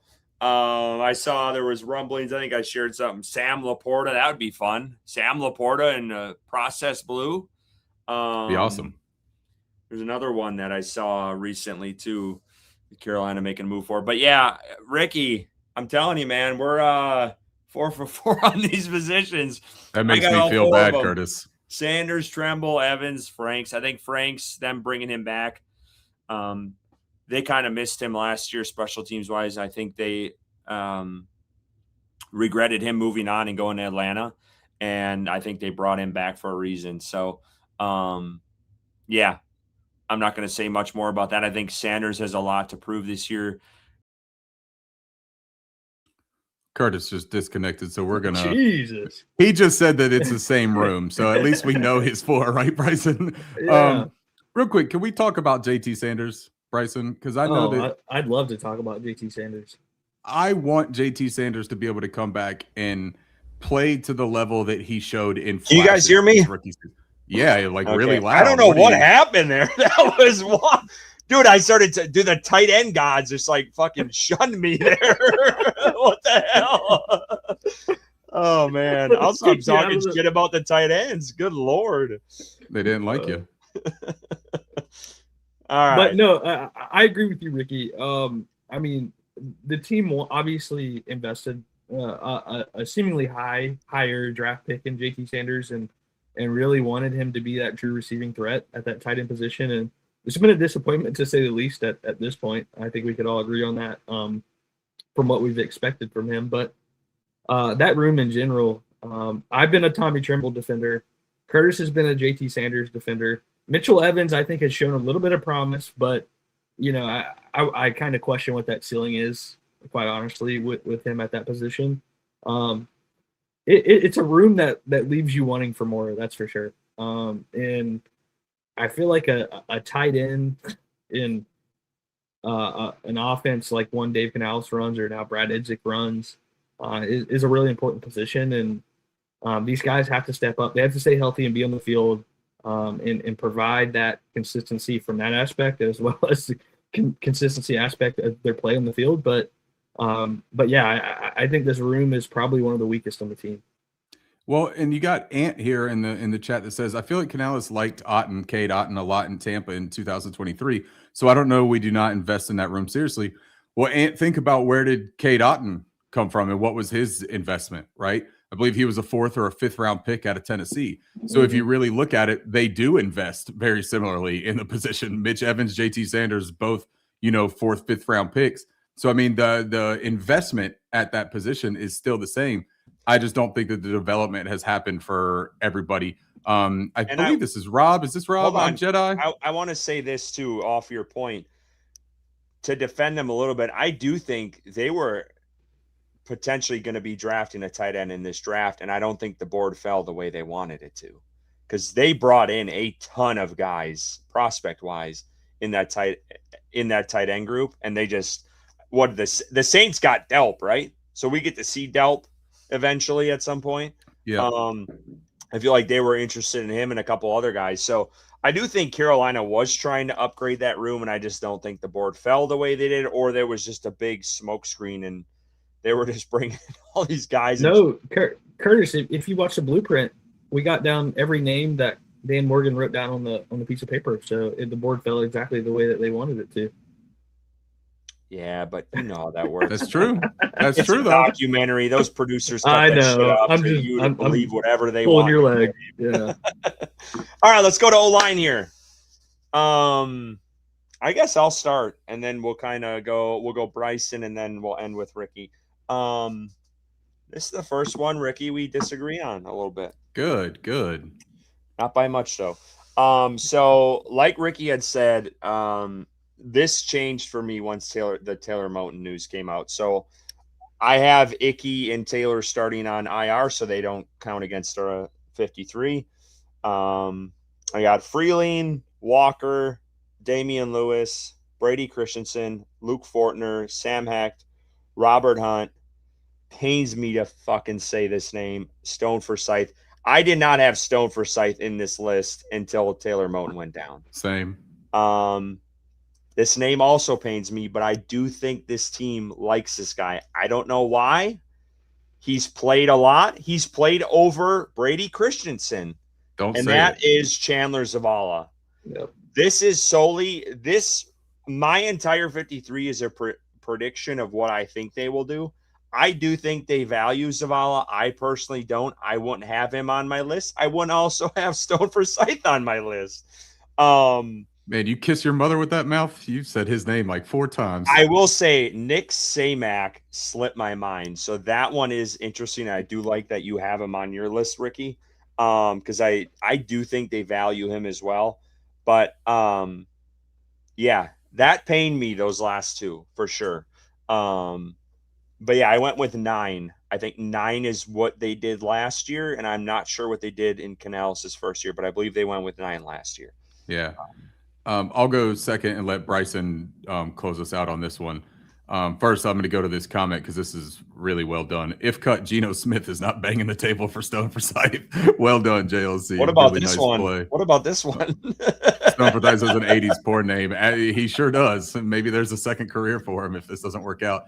But Curtis, just like you, I did not have Stone making my initial 53 here until the Taylor Moton. I think that keeping 3 tackles with the backup of Brady Christensen as sort of that emergency, option there was enough for me. But, the reason that I did keep Nick Samac, Curtis, was because of what I spoke about earlier about clearing waivers as opposed to just being cut, right? I think that what we heard about Sam Hecht as well is at the Combine, at the Senior Bowl, and then even into rookie camp and OTAs, Hecht was getting a little bit of work in the guard position as well with the depth with different units. So I think they do value a little bit of versatility there. If he doesn't win that job immediately, I think that they look at him and say, hey, maybe in a pinch, he can still offer us a guard if we lose a couple of guards. Stone Forsythe, I think, is the one that really benefits, and no one benefits from the Taylor Moton situation. It's a bad situation. But I think he benefits because they can't go into this season with 2 legitimate tackles and Brady Christensen on the 53. The other reason why I did this is because I think that what you could look at is another Jake Curran type situation where after the big cut happens, another team may cut a tackle, and that may be where they drop Stone Forsythe, who also does not have to clear waivers. So if you cut him afterwards, you could sign him right back to the practice squad. So that's where a little bit of my logic came in with this. But a guy like Samac has to go through waivers, and I think that a team can claim him. So I think that makes sense to keep him on the 53 initially, kind of like they've done in the past with some of these sneaky moves and then dropping them after the cuts to kind of get the guys lost in the shuffle. I think that there's a strategy with that. I think that the addition of Brady Christensen was a massive one as far as the implications on this room.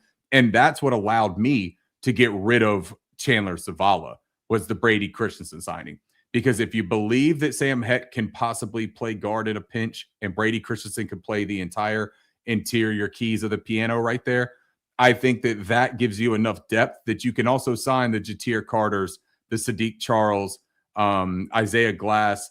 Those guys can sign to the practice squad. I don't think you're going to have a lot of people barking up their trees, so to say, to sign them off of our practice squad, and you still have them that you could call up if you get yourself in a pinch. So, Ricky, looking off your list, if we're going solely based off the chart, you have 2 guards. Yep, and Brady Christensen. Okay. I kept 10 offensive linemen total. Wait, how many? You laid 10. How many? I kept 10 total. 10? Who the fuck is 10? I know. Trust me. The last one I was grasping at straws with because I'm looking at like just. I love this. He's going. Where I differ with the list, Ricky, if you'll make it bigger, just a little bit easier to explain. I moved on from Nick Samac, however you say his name. Curtis, can you make that graphic bigger for him? Someone, please, for the love of God. No, not defense. Curtis drank that trophy husband, and it's just chaos. Look at him. All right, anyways, look at him. I moved on from Nick Samac, and like Curtis, I've kept Chandler Zavala. Unfortunately, not because I want to, basically out of need, in lack there.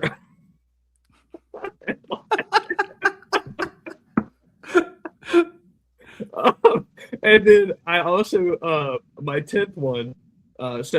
Zavala has taken the spot of Nick Samac on this graphic. And then my 10th one was Jatir Carter. I kept him as a depth piece for that guard position. I think Brady Christensen is valued as more depth behind the tackles, and being that, at the very least, we know what we have in him at these spots. So if one of them struggles, being new in their position, Christensen can fill in there. So I have Ja'Tyre Carter and Chandler Zavala. And trust me, I want to move one as much as anyone else. But when you look at the players that are currently listed on the roster for guards, it's a bunch of guys I've never heard of in Chandler Zavala and Ja'Tyre Carter. Where did Jake Curran go? Did someone sign him, or they just moved There, on? boys. It took me a while, but we got there. What is everyone laughing at? You. What? At one point, it was just your face in the graphic itself. Like you were gone. As Katie says, if you say Zavala 3 times straight, Curtis's face zooms in like that. I didn't see that. It's the Panthers on tap candy, man. Oh my god. So yeah, Ja'Tyre Carter and Zavala is where I differ from you, Ricky, here. But honestly, I'm fine with them moving on from either of those guys. It's just depth. Knowing our history with an offensive line. Bryson, who did you pick that we didn't? Ja'Tyre Carter. Okay. Ja'Tyre Carter and Chandler Zavala is different from Ricky on this one. So Ja'Tyre Carter is the 10th that I've added. Oh, okay. So Bryson, to your point with the CZ, I'm not going to keep saying his name. I'm going to call him Cubic Zirconium. I think that's a very appropriate nickname. Same initials, and he's a fake stone. Oh, look at that. That's another play on stone. For me, the thing with Chandler Zavala, and this is what we just talked about, though, was if he gets waived, I don't think you have suitors that are sitting there saying, hey, you remember that guy that posted multiple zeros in pass protection and run grades? You remember that guy that was just a turnstile that was doing pirouettes and stuff out there? That guy who was wearing the German garters and stuff like that, that's the guy that we should really be keeping our head on a swivel if that Panthers team lets him go. I don't think that happens. So I think that he can very easily land again here in Carolina. And hey, man, to be completely honest, dude, I would love it if he turned everything around and made all of us look like raging idiots and went and put together a really quality campaign as a depth player. I don't hate any player that's wearing Carolina Panthers jerseys, to be fair and open about that. But I have seen enough that I'm not going to allocate one of these initial spots for him. Well, yeah, I would love to see some of these other guys hang on. I'm going to defend my. I'm going to defend me. I'm going to defend my depth chart because I solely went off of how Carolina is going to do this. Ricky, I feel like you kind of played this. This is what I would do. No, I did it how I think Carolina will do it. Carolina had this guy starting over Brady Christensen last year. This guy was slotted in over Brady Christensen, and Brady Christensen came in as a last resort over Chandler Zavala. Whether we like that or not, and I hated that, and I didn't agree with that at all. That's what happened. That's why I think they do. They would keep him. I think they value this guy. I don't know why. I don't. I agree with you. I think if they cut him, they could bring him back too. But what's the definition? What's the definition of insanity, Curtis? Yeah. I'm doing the same thing over and over. What you guys are both fathers now, as am I. What is one of the things that you teach your kid? Hey, look, man, making mistakes happens in life, but you better learn from it, right? Yeah. These guys are going into year 3 of this project. I would hope that they have learned from some of those mistakes. They re-signed Brady Christensen. I don't think they did that so that they could start Chandler Zavala over him if something happens. Yeah. I think that he is so far down on that depth chart now that if they look at some of these other guys that they have brought in and the direness of the tackle situation, I don't know, man, that they could sit here and Luke Fortner. I mean, maybe they turn a new leaf. Also, the other thing to consider here is that if Sam Hecht were to win that job, right, the center job, Luke Fortner has also taken snaps at guard. So you have versatility there as well with Brady Christensen, Fortner, and Sam Hecht, and 3 guys that they seem to feel comfortable that in a pinch can play guard, and who knows who gets cut. This was my strategy of what the Panthers would do based on the waiver wire and immediate being able to sign. So this was absolutely what the Panthers would do. But Zavala was what, a 4th round pick? 4th round pick. Yep. All right, let's move to the defense here.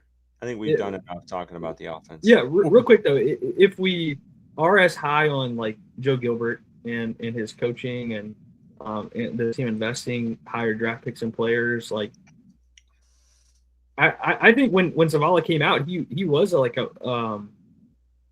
seen as a prospect. Like, hey, this guy could be a solid depth piece, if not a starter in the NFL.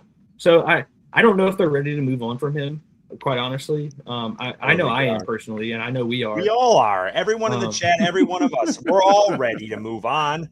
I don't know if the Panthers. Panthers. You're thinking I'm some Zavala save. No, but Bryson makes a good point. Bryson makes a good point though. What if the brass isn't completely ready there, right? Yeah. Like if they still think that there is something there, and they like big guys inside, and Chandler does have that pause girth.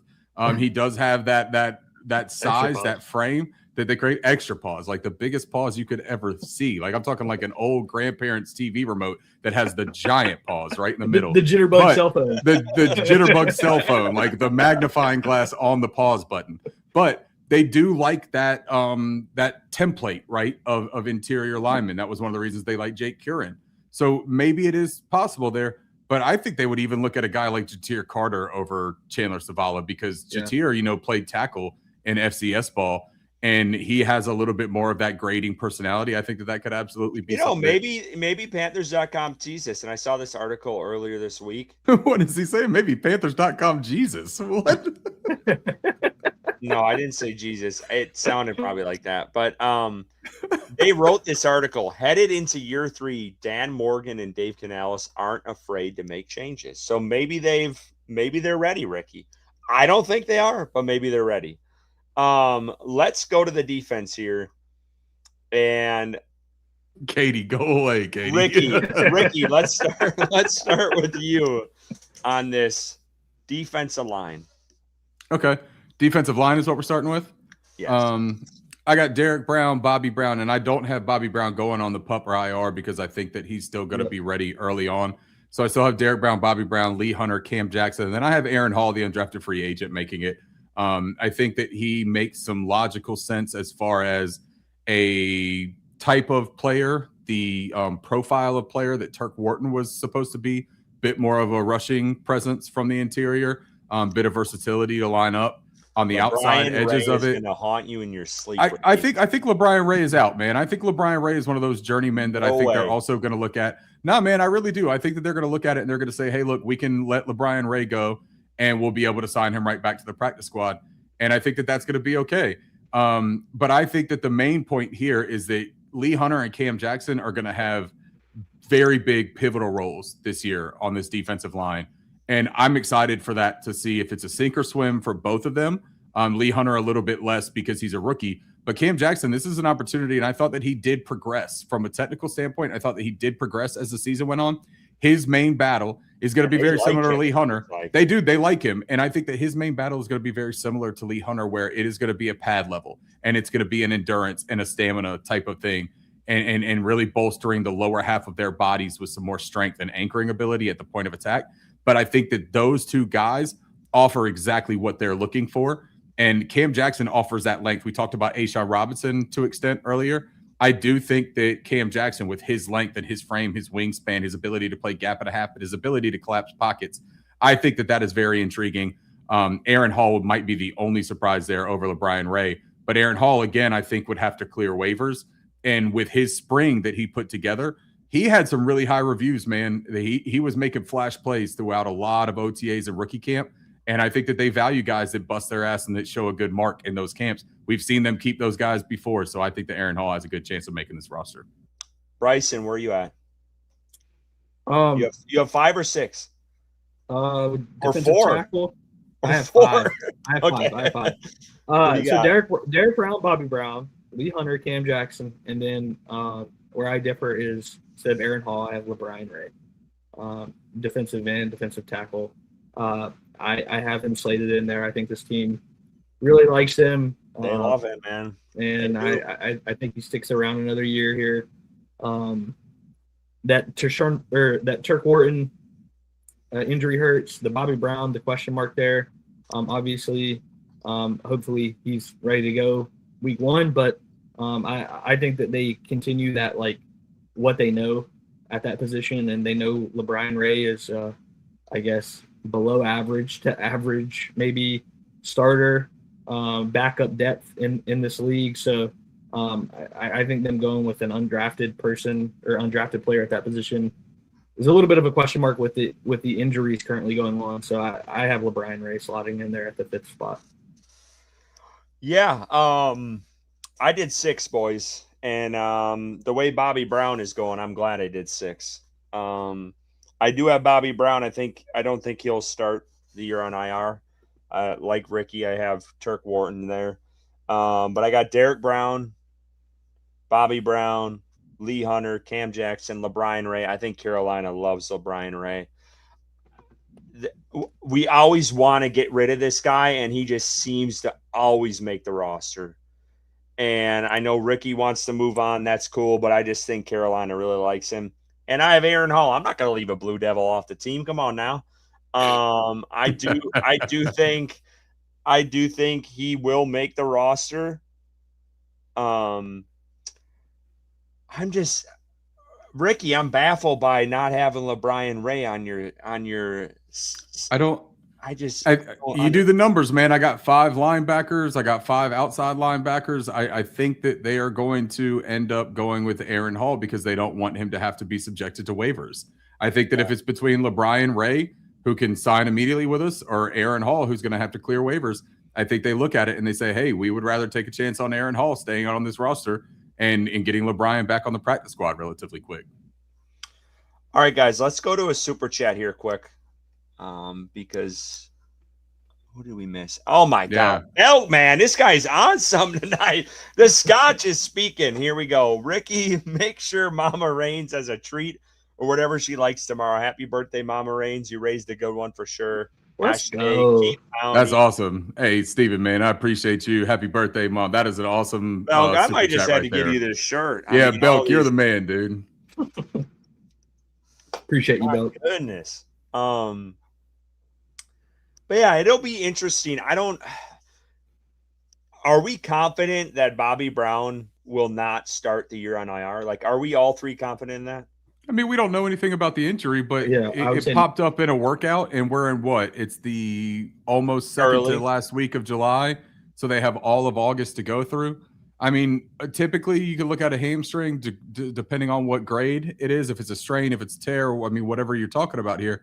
But you're looking at 1 to 5 weeks, or 1 to 6 weeks based on severity.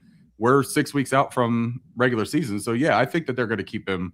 I don't think he's going to miss the first 4 games of the season with whatever this is right now. I think that they're going to keep him on the roster. All right, let's move on to outside linebacker. Bryson, we'll start with you on this one. Yeah, so similar to Ricky, I've kept 5. Where I differ, so the top 4 are the same: Jalen Phillips, Nick Scorton, Pat Jones, Princely, Umemi Ellen. That last spot, instead of what he has, I have Travis Gibson. I think he's played, he came in, they signed him off of the 49ers practice squad, kind of made a couple splashes coming in here to Carolina in short notice. And I know, I did battle with Incoom because like he does bring that special teams aspect that we've talked about throughout the show. But I think Travis Gibson overall is just a better player, quite frankly, at that position. And I've got other players later on in this show to fill in for that special teams role. So I like Travis Gibson. I think looking at that edge outside linebacker room, top to bottom, is one of the best rooms that we've had in a long time. And I think you would agree with that, Ricky, especially at the top with those top 2. The depth, and then you not to mention Pat Jones coming back, who was playing at a very high level before he got injured, and then Princely, who hopefully takes another step and is able to use that speed off the edge, not being so focused as like a number 2 edge rusher as a rookie. I think that room is going to really make splashes this year. So I have 5 total, but where I differ is Travis Gibson making it over Thomas Incoom. Yeah, and I'm not mad at that, dude, at all. Like, I like Travis Gibson, too. I think that we talked about that ad nauseum last season. When they signed him, I thought that it was a really clever signing because you get this veteran player that also fits the scheme really well, but is a run-focused defender, and that was a key part. I think for me, it is the special teams. You brought that up with Incoom, and they really like Incoom from the special team standpoint. He's got familiarity in the system. He understands the verbiage. I want to bring up one thing about Princely too, because you guys were talking about, well, specifically Curtis was talking about the beautiful size of AJ Dillon's legs, right? His lower half, his trunk. And I just want to say, I saw a picture of Princely Umamielen walking into the facilities today, and his quads, as the kids were saying, were on fleek. Like he had some massive lower half leg muscles that were showing out, man. And I'm gonna tell you what, if he can help his leg drive, because that is something he struggled with even at Ole Miss. We know that he had the speed, the cornering ability, finesse array. But if he can kind of bolster his strength and his ability to anchor and hold up at the point of attack, but then also his bull rush will benefit a lot from that lower half strengthening. If that can improve his speed, because I don't think that his speed, his quickness translated as seamlessly as everyone had hoped from the college game to the pros. But if getting stronger and another year in the weight strength development program in the NFL, if that's something that helps Princely, look out, because I talk about Nick Scorton as much as anybody. I don't know if anyone knows this. If it's your first time watching the show, I really like Nick Scorton. I'm a big fan of Nick Scorton. I think the world of him. I think he's going to be tremendous. But Princely Umamielen was not far off from me either. Yeah, but Princely wasn't far off from me either. I liked Princely a lot, and we talked a lot about how great it would be if we had Princely and Nick Scorton, and then they go and they get him. Man, I felt great about that pairing. Princely, I think, is one of those guys that takes a step in his second year, much in the way that we thought he would do in the rookie season, right? Just because of that speed rush component, which is different than most of these other guys. Jalen Phillips, Nick Scorton, and Pat Jones, they're not pure speed rushers. None of them are. Jalen Phillips has a nice bag, but he is a big dude that plays a well-rounded game. Nick Scorton, very similar. Strong, huge motor. I mean, he never gives up. I think he's going to show off a little bit more of his speed rush and his arsenal this year. But Princely, man, that is your guy. That is your pin your ears back and go and stop that quarterback, disrupt the quarterback. I think he's going to have a big role this year, boys, and I'm really excited to see what Princely could do here in Carolina this season. Ricky, man, I mean, we got the same damn lineup here. I mean, this is ridiculous. I think Zavala and LeBrian Ray is what separates our list here. Yeah, I got the same as Ricky. Thomas Income over Gibson? Yeah. I think they really value Thomas Income in special teams. Look, Tracy Smith is the special teams coordinator. And then they bring his dad in as a consultant. Thomas Income was one of the top special teams guys last year. He was huge. He was huge, man. Real quick, before we get too far into anything else, we got 2 super chats I got to hit. Yep. First one, I love this one from Panther Bo. Are we confident that Curtis won't start tomorrow on IR? Panther Bo, no, we are not. No, we are not. I think there's a 45% chance that Curtis is out for the first 4 games. Cheers. And then second, we have one more from our guy, B Pays. I love this. And first of all, B Pays, thank you, man. You jump on here and you rock with us almost every single week. Appreciate you. Thank you for your patience and us being gone. Thanks for all y'all do. Podcast is my favorite. I also want to shout out my fellow ECU alum, CJ2K, Chris Johnson, and his ALS fight. We are praying for you and your family. Hell yeah. Wonderful usage of that super chat, B Pays. I will absolutely rally around that, man. Cheers. Cheers, man. Thank you, B Pays, man. You like Ricky said, you are consistently in here every single time that we go live. We really appreciate you, dude, because like not everyone is as consistent as you are, and it's just it makes us want to keep doing it. So thank you, man. I hope ride or die everybody, for sure. Ride or man, die. I hope everybody in the chat realizes how much we miss this. The interaction, man, of being able to sit here and talk ball with y'all. We may not be the largest podcast in the NFL sphere. There's no doubt about that. We may not have all of the glitz and glamour that everybody else has, but we have a really good contingency of supporters that rock with us on a every week basis and that interact with us on socials and that look forward to the show, that promote the show. Hell, y'all promote the show better than we do half the time, man. And I just really, I want to say thank y'all for being here. We got 317 people rocking with us at 11 o'clock on a Wednesday in our first show in over a month. That is awesome. And we are going to keep on putting our best foot forward so that we can bring y'all the best content imaginable this season, man. Amen. Amen. Where the hell is Carter? Yeah, really. Where is Carter? Man's been in my DMs for weeks. Hey, y'all are gonna start on the inside linebacker room because I'm gonna go. Y'all have made me drink this entire bottle of champagne beer, so I'm gonna go and grab one more special beer that I have while y'all start the inside linebackers. Curtis, Bryson. No. Bryson. You go first. You go first. All right. Me and Ricky are very similar here. We're off one here. So I have Devin Lloyd and Trevin Wallace, obviously. Yeah. And then Claudin Cherilus and Jackson Kuwatch. I think Carolina has their they have belief in Kuwatch. I know Katie is all Kate. This is Katie's Heidenreich for the Carolina Panthers. Yep. This Kuwatch pick. I think Carolina really likes what he offers for this team, and I think he beats out Bam Martin-Scott for that last spot on special teams to start, and then we'll see what happens as we move forward here. I know I think I had Bam Martin-Scott last year out of all of us. We all didn't like him. But I do think the Kuwatch, he was a draft pick. I think Carolina is going to keep him around. So I went with 4. I went with kind of a lighter room there.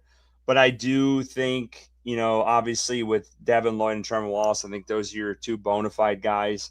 And then Cherilus, he offers you depth there. He's had a starter role this last year. We all know that revolving door with the injuries at that inside linebacker spot. But I do think Kuwatch beats out Martin Scott, and I went with 4. So Ricky, that was our difference. You went with 5. I went with the 4, and I had Martin Scott off the list. I know they value him special teams wise, but I kind of went with a lighter inside linebacker room. Bryson, what do you got? The exact same. Curtis, I went with 4. Bam Martin-Scott was left off for me as well. I did keep Isaiah Simmons on the roster. I know he's like a safety linebacker hybrid. So you went over Kuwatch? No. I kept him. Kuwatch is on the roster as well. You kept Simmons over Bam Martin-Scott? Yeah, Simmons over Bam Martin-Scott, but I've slotted him in as like a safety linebacker hybrid. So I kind of kept him kind of tiered in with the safeties a little bit. But honestly, I had Bam Martin-Scott on the roster as well, and then I forgot to count JJ Jansen as a roster spot. So that was the last cut for me, was Bam Martin-Scott when I saw the JJ Jansen in as a 53 member. So yeah. Hey, bro, you coming? You coming, bro? So 4, and then Isaiah Simmons, if you want to put him in the safety room or you want to put him in the linebacker room, whatever the case may be, I have Isaiah Simmons on the roster as well. Yeah, we just picked you, bro. You coming? All right, so here's my new beer, guys. This is a Rupee Mango Ale. The Rupee, it is a nod to the sacred symbols of prosperity and good luck in India, which is the mango, the largest mango purveyor in all of the world. So it's a mango, wheat, and malted barley ale. So I'm going to give it a try right here. Sounds good.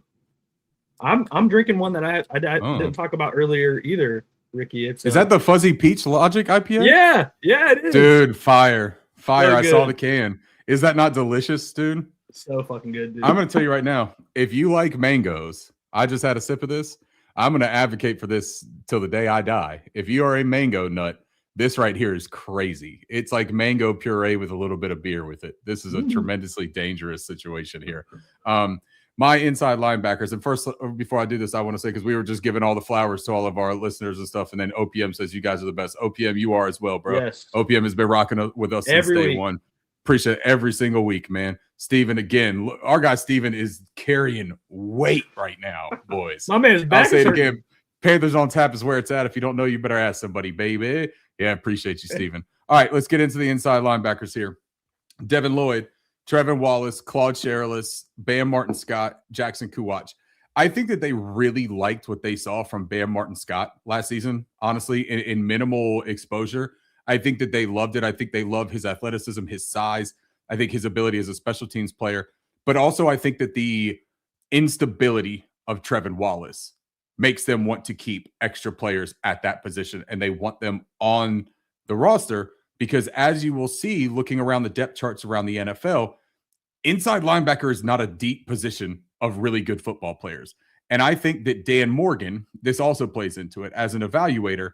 Jackson Kuwach was a 7th round pick that a lot of guys, when you heard around the league, once he was picked in the 7th round, a lot of guys were like, man, they really liked Jackson Kuwach around the NFL. This is a guy that they think was like a steal at that 7th round. He's got developmental traits. Bam Martin Scott was talked about a lot similarly as an undrafted free agent, that he was a big-time athlete at a SEC program, has the makings of a really good player. He's very athletic. Instinctually, I think that he came along a little bit, but I think from a special teams, this is a violence inflictor. I think that he fills that void of what you were looking for there. I have him pretty much making the roster, him and Jackson Kuwach, as stalwart special teams guys that are also developmental players. I don't think that they want to subject either of those guys to waivers because I think that other teams will sign them. You got the guy that they signed off of Cincinnati's practice squad last season that I know that they like. I can't remember his name, double M's, but he is a really interesting player that I think will end up back on the practice squad. But I think Jackson Kuwach, they have enough belief in his ability that flashed at Miami, Ohio, that they want to keep developing that. But I don't think that they're going to cut ties with Bam. And we know that they love Claude. Claude, I thought in his stint as a starter. Love Claude. I think they love Claude, man. And you know what? Rightfully so, because you read some of the articles from Darren Gant and Cassidy, and you read the way that he talks about absorbing the playbook, absorbing the coaching, and then going out there and becoming a better player every day. That's the role model in the line in the locker room as well. And I think that right now? not even close, brother. But I think that Trevin Wallace is the wild card there, because I think that if they don't see maturation in his game, if they don't see a natural feel from Trevin Wallace with the help of Devin Lloyd playing next to him. That's Dan's guy, though, really? It's not, though. It's not, though. See, I don't think it is. No, I disagree with that. I think that Trevin Wallace was Dan's backup guy. I think that Edgerrin Cooper was Dan's guy. And I think that he went a couple picks prior, and that they almost did in hindsight. I think that they almost did a DJ Johnson panic move where they said, well, now Trevin Wallace is the highest on our board, and we don't think he's there in the next round, so we're going to reach and take him a little bit higher. I think that's what happened, and they base that all on athletic ability. Trevin Wallace is a supreme athlete, guys, but he is also coming off of his 2nd shoulder surgery since being in the NFL, in a position where inflicting and initiating contact and collision is one of the most crucial parts of that position. If that shoulder doesn't hold up, they need backups in there. And they need special teamers out of that linebacker unit. And I think that's why they keep those 5 right there. That's my reasoning for that. Anyone else can talk if they would like to now. I'm typing in the chat. Let's talk to the chat real quick. What we have here. We've got JLC. He wasn't super talented, but I will miss Roseboom's effort from last year. I'm concerned about this room. You know, JLC, I'm not mad at that take about Rose. Concerned about this room, though. Rose, when you get a Devin Lloyd, I don't know. Well, no, because that's the only thing that changed. And Devin Lloyd is definitely an uptick from Christian Roseboom. There's no doubt about that. Roseboom should have been but it takes more than one to tango, right? And Roseboom had some physical limitations, I think, that showed up a little bit more than you would like them to. But you're right. From a diagnosis standpoint, and from an effort standpoint, I think that Roseboom really did try to push the envelope as far as he possibly could. He was just a watered down Josie Jewell, if you will, where like he didn't have that premier athletic ability to finish plays, but he was pretty close to the right spot more often than not. You guys have any fear, because I've seen this online, that Devin Lloyd takes a step back in Carolina? No, I don't. I think it's silly. Come on. Yep, I think it's silly. I think Devin Lloyd is coming into his own at the right time. And I think that he's moving into a system that also plays extremely well into what he does. I am expecting the interception numbers may drop, because 5 interceptions for an inside linebacker is gaudy. It's big. But I don't think that the play on the field is going to drop for Devin Lloyd. I think Devin Lloyd is going to be tremendous here in Carolina. Have linebackers that have shown any flash ever not played well in Carolina? Carolina has always produced solid linebackers that have shown the ability to play the position. So I think Devin Lloyd's going to flourish. All right, guys, let's go on to corner here. Bryson, what do you got for corners? Curtis hears you talking about stuff, and he's just like, "All right, stop it, Bryson. On to the next thing." Yeah, for real. Damn. So I am a little different here. I've kept 5 corners on mine, just because I did keep a little bit more at other positions. I'm interested to see what you got here. So I've got obviously J.C. Horn and Mike Jack, Corey Thornton, Will Lee, and then my last spot I have a Caleb Evans. So I have them moving on from Smith Wade. I think that they've tried the new Shaw Smith Wade 8. I think they're trying. They've tried to find him a spot with Corey Thornton and adding Will Lee. It gets a little complicated. I think that there just isn't a spot for him, and they brought a Caleb Evans back, and I think that they value him more of as a boundary corner than Smith Wade at this point in time. So I've got them moving on from him, and I wish him the best of luck. But I think this is what Carolina will do, and this is personally what I would do as well. So keeping 5, Caleb Evans being the 5th.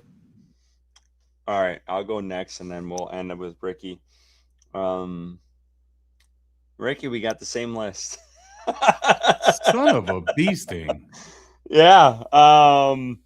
I just think there's a lot of corners they like, and this room is very deep, and I think this is a strength, and I don't, you might as well keep a strength to strength. I do think they really like Corey Thornton. They really like Will Lee coming out as a rookie. I mean, we saw that with them testing some things in OTAs and the mini camp they had. I still think they like Shaw Smith Wade as much as some folks, are out on him. Like what folks? You want to ridicule those folks that don't like? No, I would say all 3 of us are not big fans of him anymore. Oh, now we're not. All 3 of us are not big fans, huh? Ricky was the first. Oh, we had a dig I'm a deep huge into fan. that one. I personally am out on Evans. Let's just move on. But I do think they like him, and I know Ricky was not big on him, but was a proponent of him last year, because I think you had him in your list as well last year. And I'm like, he just didn't do a lot for me in that Falcons game the year prior to last year. But I do think they like him. And again, I did a strictly prediction, and I think they will keep him around. So I went with 6 because I do think there's they have a lot of guys in this room that they really like, and I have a hard time believing they're going to cut many of them. But man, I'm excited to see Corey Thornton healthy and what Will Lee will add to that room, because I think it could be really good. I do. But Ricky, why the 6? Yeah, I mean, I think that what you guys talked about, Bryson, you talked about with Isaiah Simmons, the versatility, positional versatility, and then what we have talked about with a plethora of these other names that are on that fringe level. I think that a Caleb Evans does most of his heavy lifting on the special teams side of things, and you have to have that unit bolstered. And having returning players to that unit makes that a much easier transition when you start integrating guys like Jackson Kuwatch into it, right? Because you've got the guys that are going to pave the way for that. So I think that a Caleb Evans really makes his hay on the special teams, but he fits the size profile of what they like as an outside corner. And when you start to go through that list right there, JC has missed time in his career. Mike Jackson had a terrific season last season, but that was his first stalwart, right home about me type of season, right? Will Lee, we know that he's efficient as a press player, at least at his time at Texas A&M. It's going to be interesting to see where they want to play him. Shaw Smith Wade is the Isaiah Simmons thing for me. If you don't keep Isaiah Simmons on the safety list, I don't think you keep him as a linebacker for me personally. I think that he's more of a safety. That's where they have been playing him. But Shaw Smith gives you that nickel reserve player, right? That depth piece in the nickel. If Corey Thornton doesn't work out, if Corey Thornton has injuries, or if Corey Thornton has to man the outside, whether JC or Mike goes down and they don't feel comfortable with the rookie right away. I think that Shaw can slide in at nickel. I think that Shaw can also potentially be a player that you see in some of those 3 safety looks that we know they're going to deploy again. And we know they've been experimenting with that. And we did talk about it, though, and say, hey, is that more of them just trying to find a place to find a roster home for him? Maybe that's it. But maybe it's also that they like his ability in space They don't like him necessarily like with his back turned to the quarterback, but facing forward, I think they believe that he could be a playmaker of sorts. So maybe that's Shaw Smith-Wade's saving redemption there, is that he can play the nickel, he can play the safety. And if Lathan Ransom or Zakee Wheatley or Nick Scott or any of those other safeties, if they start to struggle in those 3 safety looks, maybe they give Shaw that opportunity. So I just think that the versatility at the bottom of the roster when you're looking at the 53 plays a huge part. So for me, that's why those guys are the ones. I think Corey Thornton is the starting nickel on this football team. I think they love his physicality. I think he's earned that opportunity. If it had not been for the injury, I think that you would have saw him show out for the remainder of the regular season last year. And I think that he's looking to build off of that. He is a big physical guy that can really mirror receivers and tight ends out of that slot position, but is not at all a liability in run support. That is going to be huge because I think that we lacked that in a big way last season towards the end of the year. So I really look forward to seeing what Corey Thornton can do as a nickel. Hell yeah. Music to my ears. Let's go to the super chats. We got a couple. We know Belk's in here. He's been in here all damn night. Talk about the fact that Kuwatch, when at Ohio State, was playing behind Arvell Reese and Sonny Styles before he transferred. Picks 5 and 7 in the draft. $5. No doubt. Appreciate you, Belk. Truth bomb. Truth I bomb. guess I'll open another beer. Damn you, Belk. You better. For Steven alone, you better open that other beer. And then while you're opening that beer, to have 2 sips because we have 2 super Wait, chats. have you guys had this one? It's Which one is that? Southern. Is that a Budweiser? Southern Tier Brewing Company. It's called Steady Eddie Easy IPA. Yeah, No. Steady Eddie's pretty solid. Southern Tier makes one of the craziest imperial stouts that you'll ever have in your life. It is a creme brulee imperial stout. And if you like a dessert beer after a meal or something like that, or in the winter, Over there. I am telling you something, man. The imperial stout creme brulee from Southern Tier is absolute dessert Cheers, in a glass. Bo. It is the craziest thing. And then we're also going to cheers Panther Bo here. He says, King Curtis be like, I could GM better than Dan. Oh, this is good. This is real Look good. at Curtis is living life. Curtis Yeah. stepped out from the Busch Apples and the Budweisers of the world. And he's never turning back. And he ain't listening. He ain't listening to nothing. No, he's not listening. No, he can't hear. He's full of beer. It's just all suds in those ears right now. Let's go to safety. I feel like this one's cut and dry. Actually, Bryson had a little. Bryson just had outliers in this whole shit, dude. So I'm the only one out of all 3 of us that kept Isaiah Simmons on this roster. I like him. It hurt me, man. It did. It's tough, Bryson, because we talked about this in the final episode before our break on how much I thought it was intentional that they brought him back. Yeah. But then I started looking at those other future contracts that they gave out in, what was it, January, where they gave out the future contracts. And some of these other players, the Thomas Incombs, the Bam Martin Scotts, like those other guys fell in there the same way. And I started looking at the rest of those rooms and I'm like, man, is Isaiah Simmons, is he going to draw the attention from other teams that some of these other players might? I don't know, man. I don't know. I wanted to keep him, Bryson. I love that you did. Yeah, I for me personally, if it comes down to like a Smith Wade or a Bam Martin Scott versus an Isaiah Simmons, I'm going Isaiah Simmons every time. But for the safety room, I kept 4, the exact 4 that are on your screen right now, same as Ricky. Like I said, Isaiah Simmons could be slotted in as a linebacker or a safety. How many is in your defense? Did you put that, Well, you got 5, 10, 15, plus 10, 25. I got 25 on defense. No, I'm asking Bryson because I'm confused at how many spots he's got. 5. Bryson has 43 defenders. That's what I'm saying. 10, 14, 1, 2, 3, 4, 5. He's like, 19, shit, I got 54. 22, He's probably like 26, 27. 24. Oh, okay. 24 He's on right defense. there. Oh, He's no, less I'm than sorry. me. 25 with Isaiah Simmons. But Hey, he's the same place. yeah. Oh, So yeah, same 4 linebackers because I only had 5 corners. That's where that's right. So that's where you gained. Okay. Yeah. makes And then adding Isaiah Simmons to either the linebacker room or the safety room, wherever you want to put him. I think he slots more as a linebacker, but I know the team has been trying him at safety as well. So yeah, I think that safety room's pretty set. Yeah. Those 4 guys. I would agree. I think they drafted Wheatley. I think they value him. Ransom, they put him in some like key spots in games, late in games, down the stretch. I know they brought back Nick Scott cheap. I know fans aren't a big fan of him, but I thought he played better last year than he did the previous year. I did want to ask you guys this. Obviously, our defense 53s differ just a tad, but how do you envision the defense? Like, what jump do you see them taking? I think they were statistically like 21, 22. Where do you think they can go? I think Derek Brown got asked this today, and he didn't want to put a number on it of like, where do you think, is this like a top 10 defense?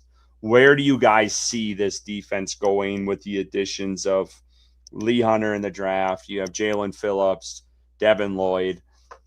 Where do you see them if you had to put it top 15, top 20, top 10? Where do you see them? In homage to the guy that looked like our co-host here, Bryson Carbley, top 13, the Hunter Renfrow jersey number, top 13 defense, I think, for the Carolina Panthers this season. And I mean that sincerely, that I think that's almost like the floor, because I anticipate Jalen Phillips and Devin Lloyd having a massive like shockwave of impact across this defense. I also think that Nick Scorton goes nuclear. I won't be surprised, guys, and I know that I'm a homer here. I won't be surprised if Nick Scorton leads this team in sacks this season. I truly believe that he is set to just go off. I think that Princely's going to have a day. JC also, you know what, man? JC made the top 100 and Mike Jackson didn't. And I know a lot of people think that Mike Jackson was better than JC. I think that if JC does see more snaps inside at the nickel, like they have like teased with him being able to do, I think you're about to see JC have a career year as well. More ball production. I think that his physicality is going to be outstanding. And then also, he already had a career year this last year. I'm also just not. I know we talked about him in this episode in a negative light in a way. I'm not out on Bobby Brown, boys. I am not out on him. I think that if he gets healthy and he gets more time and a consistent rotational pull in this defense, I think Bobby Brown shows why we were as high, or I was as high. I'll just say, to not pull you guys into this mess, but as high as I was on Bobby Brown, I think that he shows it. And if Lee Hunter can give you half of what the fan base thinks that he can give you, then you're looking at a damn near all rookie team defender. I'm just confused, just going back to the JC Horn stuff. It was Jeremy Fowler who puts these execs, coaches, scouts rank the top 10 players on defense. JC Horn was like 7 or 8 this year, and he was in the top 5 years past. The dude had 5 interceptions this last year, the most he's ever had. So the shit doesn't add up to me, because I thought he had a career year this last year, the way he played. I know he had that one game where like Brock Purdy was seeing ghosts out there and just throwing shit everywhere. And Carolina somehow didn't win that game. Brock Purdy was fucking lost in that game, dude. He was. I think that JC like made some crazy plays in that game. He did. Like, some of those picks were insane, but like JC played damn good last year, and I don't know how he's not higher. JC was categorically held responsible for some busted plays and some big plays, and he allowed more yardage and more touchdowns than he has in previous years as well.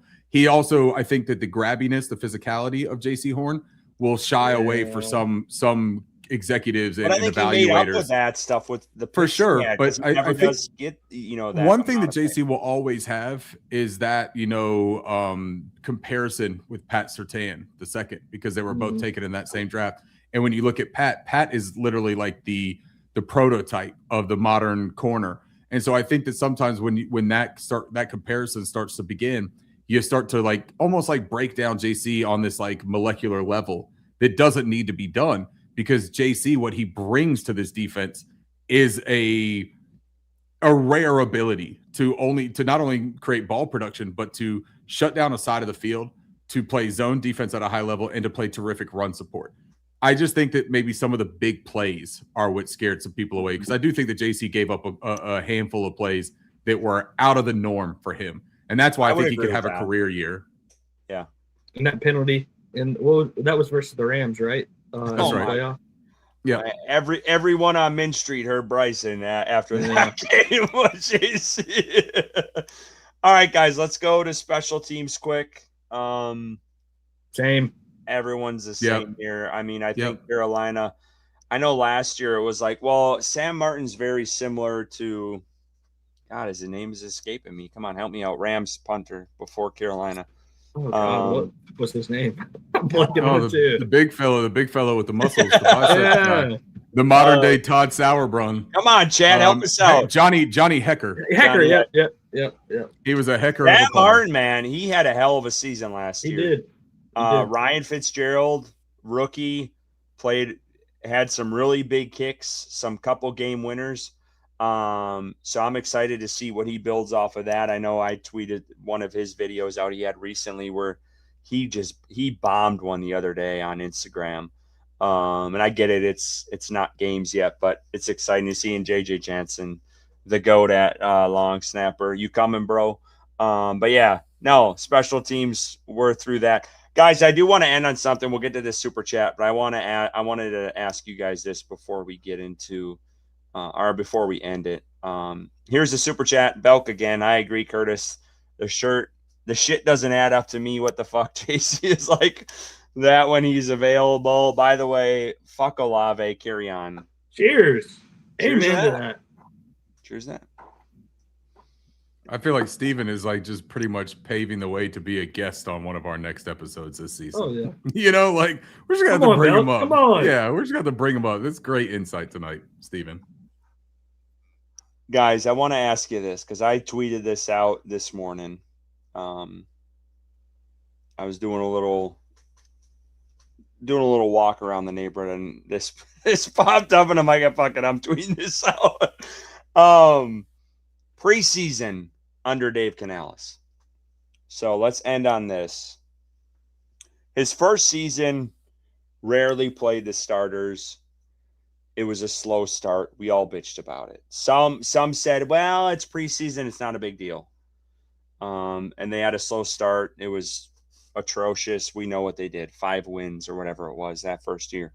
Last season, the starters played a bit more. Dave Canales kind of learned a little bit more. But the play callers weren't the play callers who are calling the plays on Sunday. They have another slow start. They started 1-3, I believe. They had that one win against Atlanta, but it was 1-3. They were staring down a loss to the Dolphins, was it?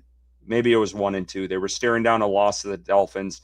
It was bad. They were down like 17, and we have the historic comeback from Bryce Young, and the rest is history. So another slow start. Dave Canales has not figured out how to handle preseason. He has not. I don't care if you were backing these other decisions. He has not handled preseason well these past 2 years. He is no longer the play caller. He has taken a step back. Do you think he finally figures preseason out this year? Now Carolina has 4 preseason games, the most with the Cardinals, with that Hall of Fame game.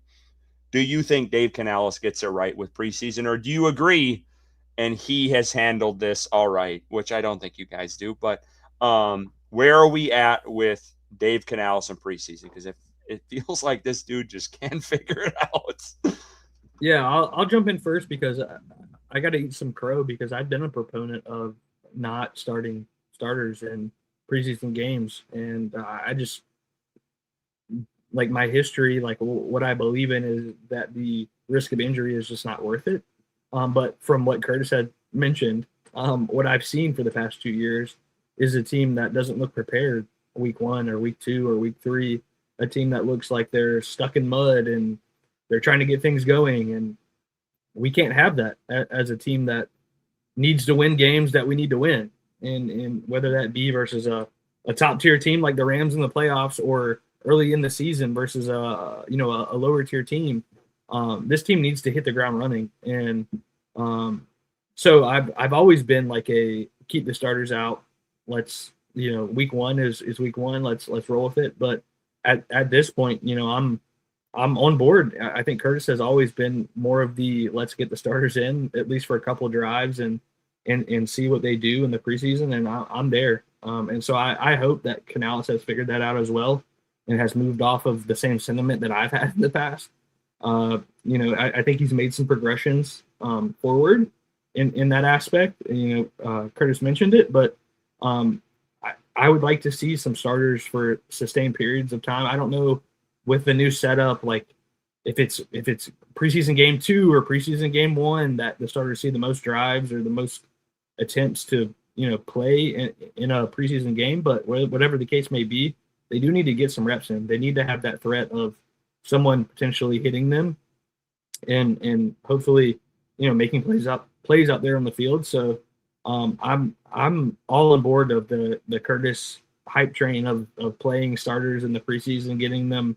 I guess they're getting it in motion of like feeling that pressure, that threat of someone hitting them, and kind of getting their clock going of, okay, football's back. Let's get in this motion. So I hope Canales is there as well. I do think he is. I think he's made progress. He's kind of admitted his mistakes in the past of mishandling the preseason. So I think we're going to see a different route or a different way of handling the preseason this year. So yeah, I hope that's the case. I obviously can't speak to it 100% because we haven't seen it, but I think Canales is the type of coach that isn't afraid to say, yeah, I mishandled that or I messed that up in the past, and we're going to make progress in the future. So I agree. I think that a major component of this is, last year they did the thing where they had Brad Idzik do play calling for a game as a developmental staff and had Chris Cooley do some play calling or was it Cooley that did it? Yeah, it was Cooley, right? Yeah. Cooley Todd did play Wash. calling. And Todd Wash, right. Yeah. I think that one thing that I anticipate changing this year is the fact that it is Brad Idzik's first year with control of the sticks as the offensive coordinator. Yeah. I think you give him every single preseason game, the full allotment. If you are truly a developmental coaching staff, this is the moment to develop your first year play caller, not first year offensive coordinator. He has been involved in the install. He's been involved in the game plan. He's been involved in the practicing and the training. But I think as far as play calling, sequencing, getting a feel for the game sequence in game, in stadiums with everybody going full force and having to make adjustments and evaluations real time, I think this is the opportunity to let Brad Idzik hit the ground and go. So I do think you're going to see that from a consistency standpoint that we hadn't seen prior. As far as the starters playing, I don't anticipate much in the Hall of Fame game. Historically, in the Hall of Fame game, we don't see many players of meaningfulness play meaningful snaps, right? Could you potentially see some guys like Princely Umamielen play a handful of meaningful early on snaps? Yes. Could you see Cam Jackson and Lee Hunter get some good reps? Yes. But will you see Bryce Young throwing to Teteroa McMillan, and will you see Jonathan Brooks getting 10 carries in the Hall of Fame? Absolutely not. I don't anticipate that. I do think that as you get into game 3 and 4, right, you talk about a ramp up period and getting you closer to that goalpost.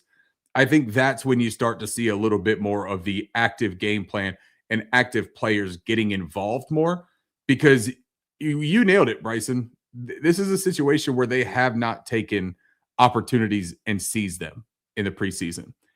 If they are as smart as they seem to be, and I think highly of this staff more than I did previously for the past 2 years, the self-awareness is real here, especially for Dave Canales and for Ejiro Evero and for Brad Idzik, right?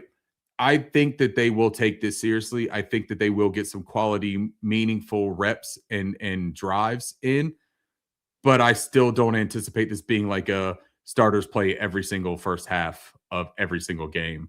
But game 3, game 4, maybe, man.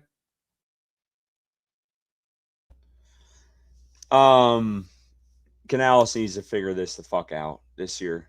Like, I'm tired of the slow bullshit that we've seen these past 2 years.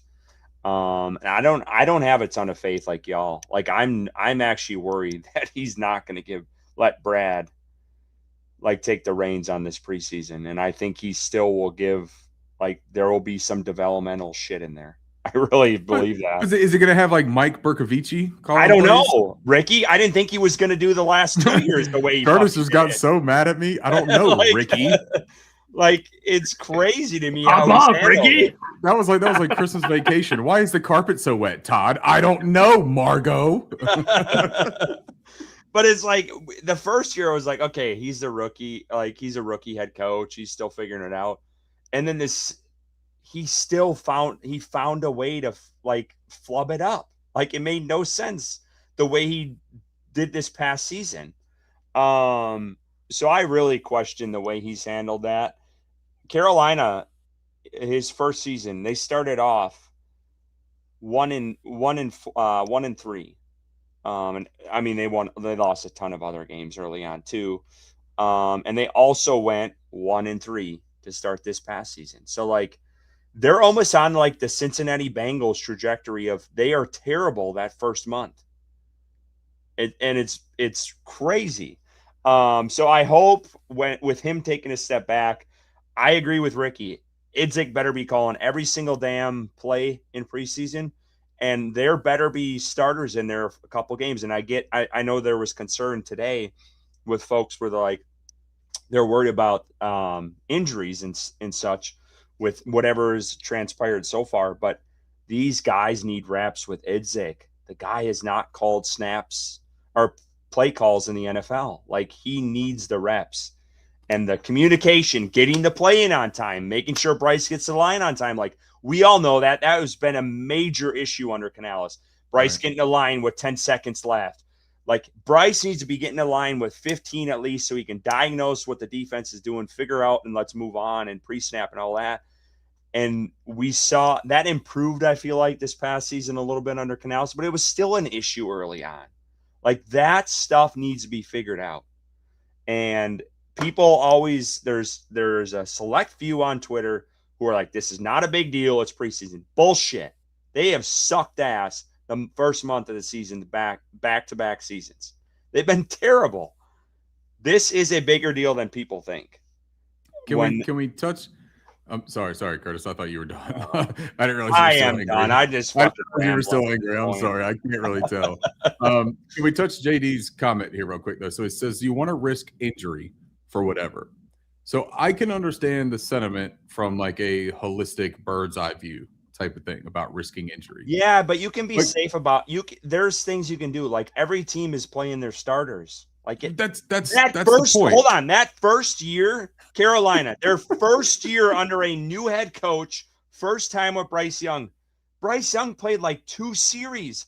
Patrick Mahomes, the defending Super Bowl fucking champions, he was playing like a half with the same offense he's been playing with for years. Like, what the fuck are we doing here? And we're talking about an offense. No sense. And we're talking about an offense that has new parts on the offensive line, new parts on the receiving core. Yes. A brand new play caller. And who's never called a game in his life. And multiple players that you're going to ask for an uptick in performance than they have ever done at that level. And so the risk for injury for whatever is the place where I would disagree, JD. I don't think it's for whatever. I think it's for a purpose. I think that risking the injury is to become a better team when the games are meaningful. And the risk for injury has the same risk in training camp, the same risk in joint practices, the same risk in J.C. Horn cut his foot in training. Bobby Brown hurt his hamstring in training. Like, Taylor Moton was found with his blood clot in the offseason. Like, there is when you play a physical sport like football, or you play any sport, right? Like, you're talking about athletic sports where your body is performing maneuvers that are outside of a normal day's maneuvers. Anytime that is the case, you are exposed to injury. They have a training staff. They have plans in place.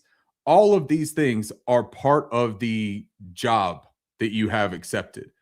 I don't know how you could say that it's for whatever. Just me personally, I don't know how you could say it's for whatever. I think that it's for a purpose, and I think it's for the purpose of being a better football team. If you play safe on the offseason and you play safe when you have the ability to get better and learn and get familiarity and have a tempo and a rhythm at the start of a season that could actually propel you to a meaningful record and postseason play in one of the most pivotal seasons for Dave Canales, for Bryce Young, for Ejiro Evero, for a lot of these football players and football staff members. I don't know how we can sit here and say that it's not worth it to take that risk. I think that the risk is worth it.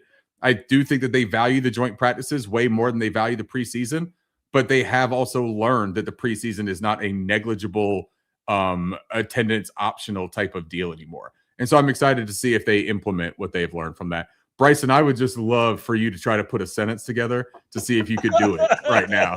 That's all I have been Dude, thinking I'm about. fucking crying over here. Katie has got me. Oh my god. Katie has been on one tonight. I'm telling you, what, this whole right chat. now. Hey, bro, we got 363 people watching this at 11:45 on a Wednesday. Cheers, everybody. That was tremendous. You guys have been on. And we do have tonight. a super chat. We do have another one. Bryson's on mute. He's over there talking to himself with his fuzzy peach. I'm on mute. No, You were just talking for a second, wasn't he? No, you just talking? It's probably my internet. Okay. All right. All right. Yeah, Mr. I was doing a Curtis impersonation. I'm sorry. I've got my tears cleared up from Katie with Curtis's call center mic. We can make it 25 more minutes at least. I believe we can. Panther blood. Look at Steven. He's willing it. Anyone got 16 more minutes of content here? We do have a giveaway to hit, Curtis. Do we have a giveaway? Yeah, we can. Yes, that, I will. Right? Before we get to the giveaway, I do want to plug it one more time. Steven. Here's your moment. I do want to plug it one more time. If you want to enter, we have 12 entries so far. All you have to do is comment #OnTap, and we will enter you in. Again, this is more for the live folks who have listened in to us. We've been off for a month and a week. So #OnTap, if you haven't already, we will get you in. Ricky going full Curtis. Katie, I might take your entry away for that. No, just give kidding. Katie 3 for tap on. Give Katie 3. Katie says for the call center fund $199. Cheers. Cheers, Katie. Cheers, Katie. Man, Katie has been Best laugh I've had in a long time. Katie has been on absolute fire in the chat. All right, guys. We'll wait another little bit here. Just to make sure there's no other. Hi, this is Curtis. Do you have an extended warranty on your car? Oh, Bo isn't in here. All right. On tap. Bo. He's in there now. You dirty girl. Look at Oh, Steven. I kind of entries up, folks. Oh, I kind of hope you don't get it. I'm just kidding. I hope that the wheel glitches and that everybody gets a shirt and that Curtis has to go and make copies of this shirt tomorrow. All right. What do we got here? Is there anything we can chat about for 4? You got one more. You got Steven Black Katie. music is on tap as well. I've added them in. What do you guys think of this? Do we want to try to get this to midnight, or are we going to end this thing? It's up to y'all. I don't work in the morning, so it's up to y'all. I don't work either, but I have a newborn that needs fed like 5 minutes ago. So yeah, Oof. same. Oof. Don't tell my wife though. But the Panthers top 10 most successful go-to-go offenses last year. Yeah, that was by Warren Sharp. That's because you're a quarterback. Interesting. All right, we're gonna get to it. We've given you guys enough time for the shirt giveaway. Let's do this thing. Let me share my screen here. If I can figure this thing out. How about this question from JLC real quick while you're figuring this out? Do you guys foresee any trades? Xavier Legette might be curious. What do y'all think that they would make any trades? Not right now. Send me a first-round pick for Xavier Legette. He's yours. Too early right now. Like if he's fallen off like early November, maybe, but I don't think so. I think Carolina still thinks he can kind of turn it around. Bryce extension by week 6. You guys agree?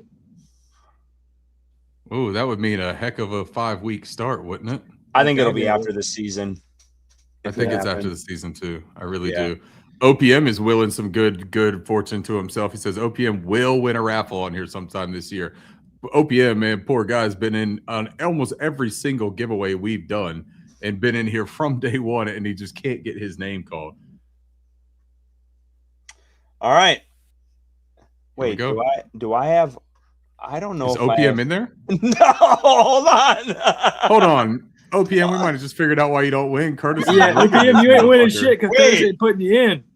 Let's make sure OPM even put. I'm gonna go through this. He did. He put on tap. He put it on tap early. Did he? Yes. Come I on. don't know about that, y'all. Doing my dog dirty.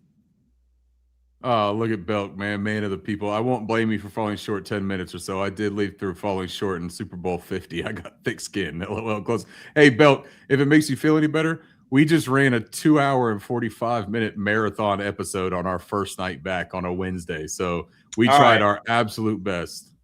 Yeah, he didn't put on tap. See, you guys doubt me, man. I've been on this shit. Put him on tap. It doesn't matter. Yeah. All right. I put him on, but He's Yeah, born put and him on bred there. on No. tap, baby. Yeah, it's in his blood. He don't have to Oh, type it. look at that. Shots. He's in that yellow box. Shots. You see that? Oh, Katie said OPM is a fake fan. Oh, All yeah, right, here you we guys go. ready? We're gonna sort this a couple times. 1, 2. Oh no, that's not it. Shuffle. Look All at right. Curtis is just hitting buttons. All right, you guys ready? Here we go. Let's do This it. is for a training camp t-shirt. This was given out at Walford several years ago. We all know we can't be at training camp. Hopefully, it better happen this next season. All right, here we go. Drum roll. Oh shit! What did I just do? We got the old Double wheels. We got the double wheel. Let's go. Oh shit! All right, here This we is go. the most classic Curtis thing I've ever seen in my life. And he gives me shit Oh, for running the wheel when I run it. All right, ready? This is like, hold on real quick before you do it. I was watching the Joe, Sheena, and Dunk show earlier for a portion earlier. And Joe Person figured out how to be able to look at comments on the live stream about 40 minutes into the show. That's exactly what's happening here. Technology is whooping Curtis's ass just like Joe. All right, ready? Drum roll again.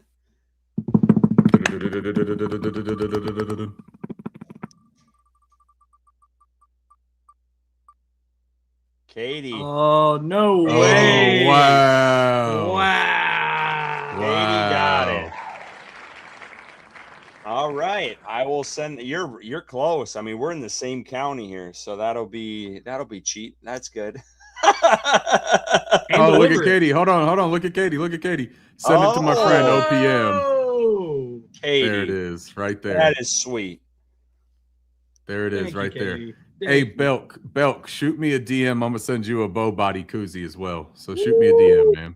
Best koozie in the game. Katie, are you sure I on think I that? still I will owe- do I that. think- I will do that. I think I still owe Katie a OPM or not OPM koozie, a bow body koozie. So I'll shoot Katie a bow body koozie as well. if Or Katie's cool with that, we will OPM DM us on Twitter. Just send me your address and all the details, and I will that's funny. I will I'll send it your way. But no, we appreciate every single one of you guys. 360, first time back in over a month. If you do not subscribe to our YouTube channel, please do. It's like the 4th time I've pushed it tonight. I would appreciate it. If you aren't a member, we do a ton of giveaways, tickets, signed jerseys, signed helmets, This Bo motherfucker body said doo-doo. koozies. Curtis, so happy I didn't win. You're right, Bo. I am. I love you, Bo. Right, man. I love You're a winner in my heart, Bo. Yep. But no, we appreciate you guys. We will be Okay. back. I mean, we are back to weekly shows. So Is it just me that gets the hearts? Is that just Yeah. me? yeah, that's just Oh, come on now. Hold it steady. Hold it steady, bro. It's got to register it. no. It's like no. Nope. You only get the love. Hey, no, we appreciate every single one of you guys. Thank you so much. We did not make it to midnight. I'm sorry, Belk. I really am. Did our damnedest, Belk. We did our We love you, damnedest. Belk. We did. We love you, man. But no, we appreciate you guys. We'll be back next week. Keep pounding. Prayers to all the players staying healthy, not only through training camp, but the rest of the season. We'll see you guys next week.